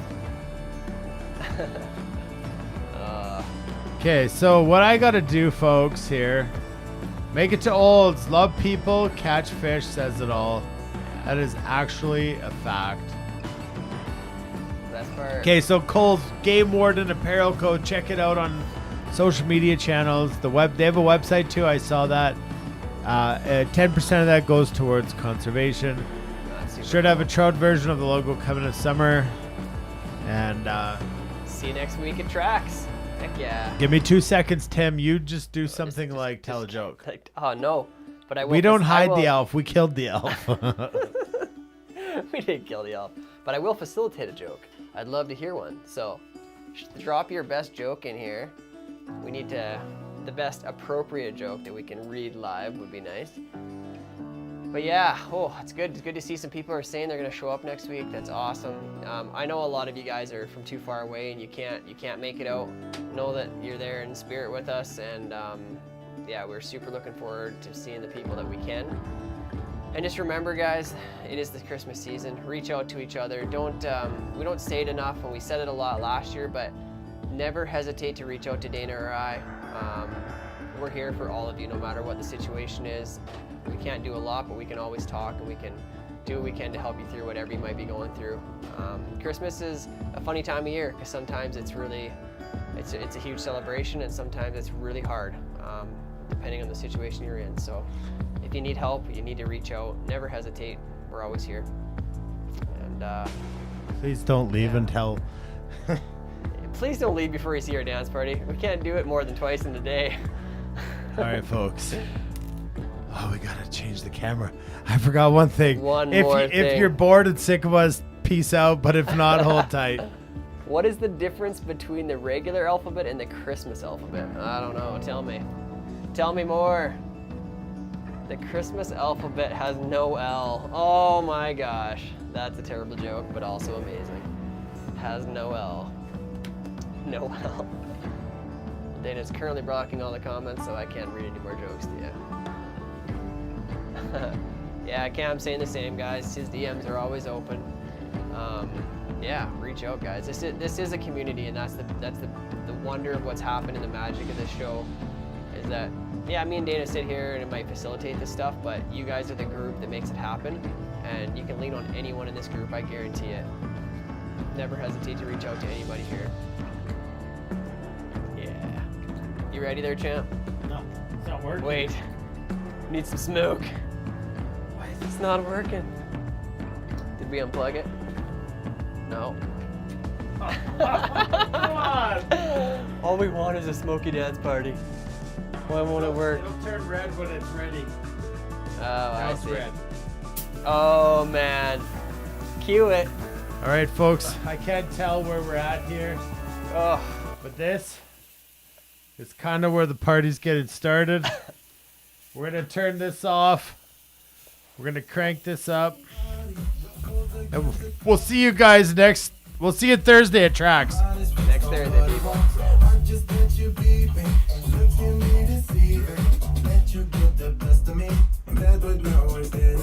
So much smoke.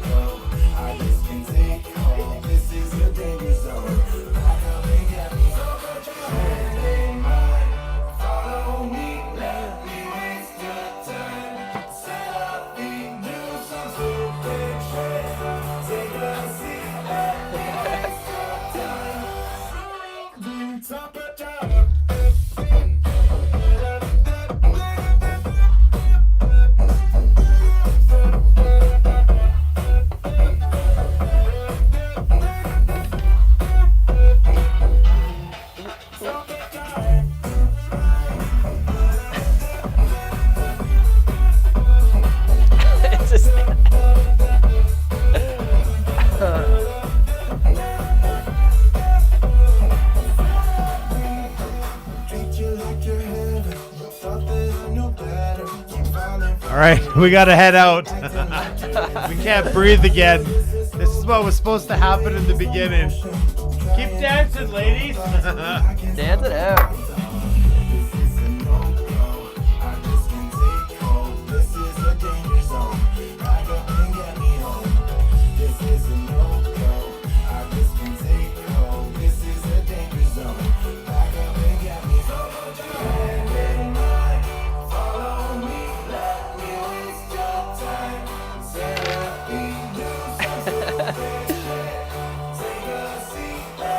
Not more smoke.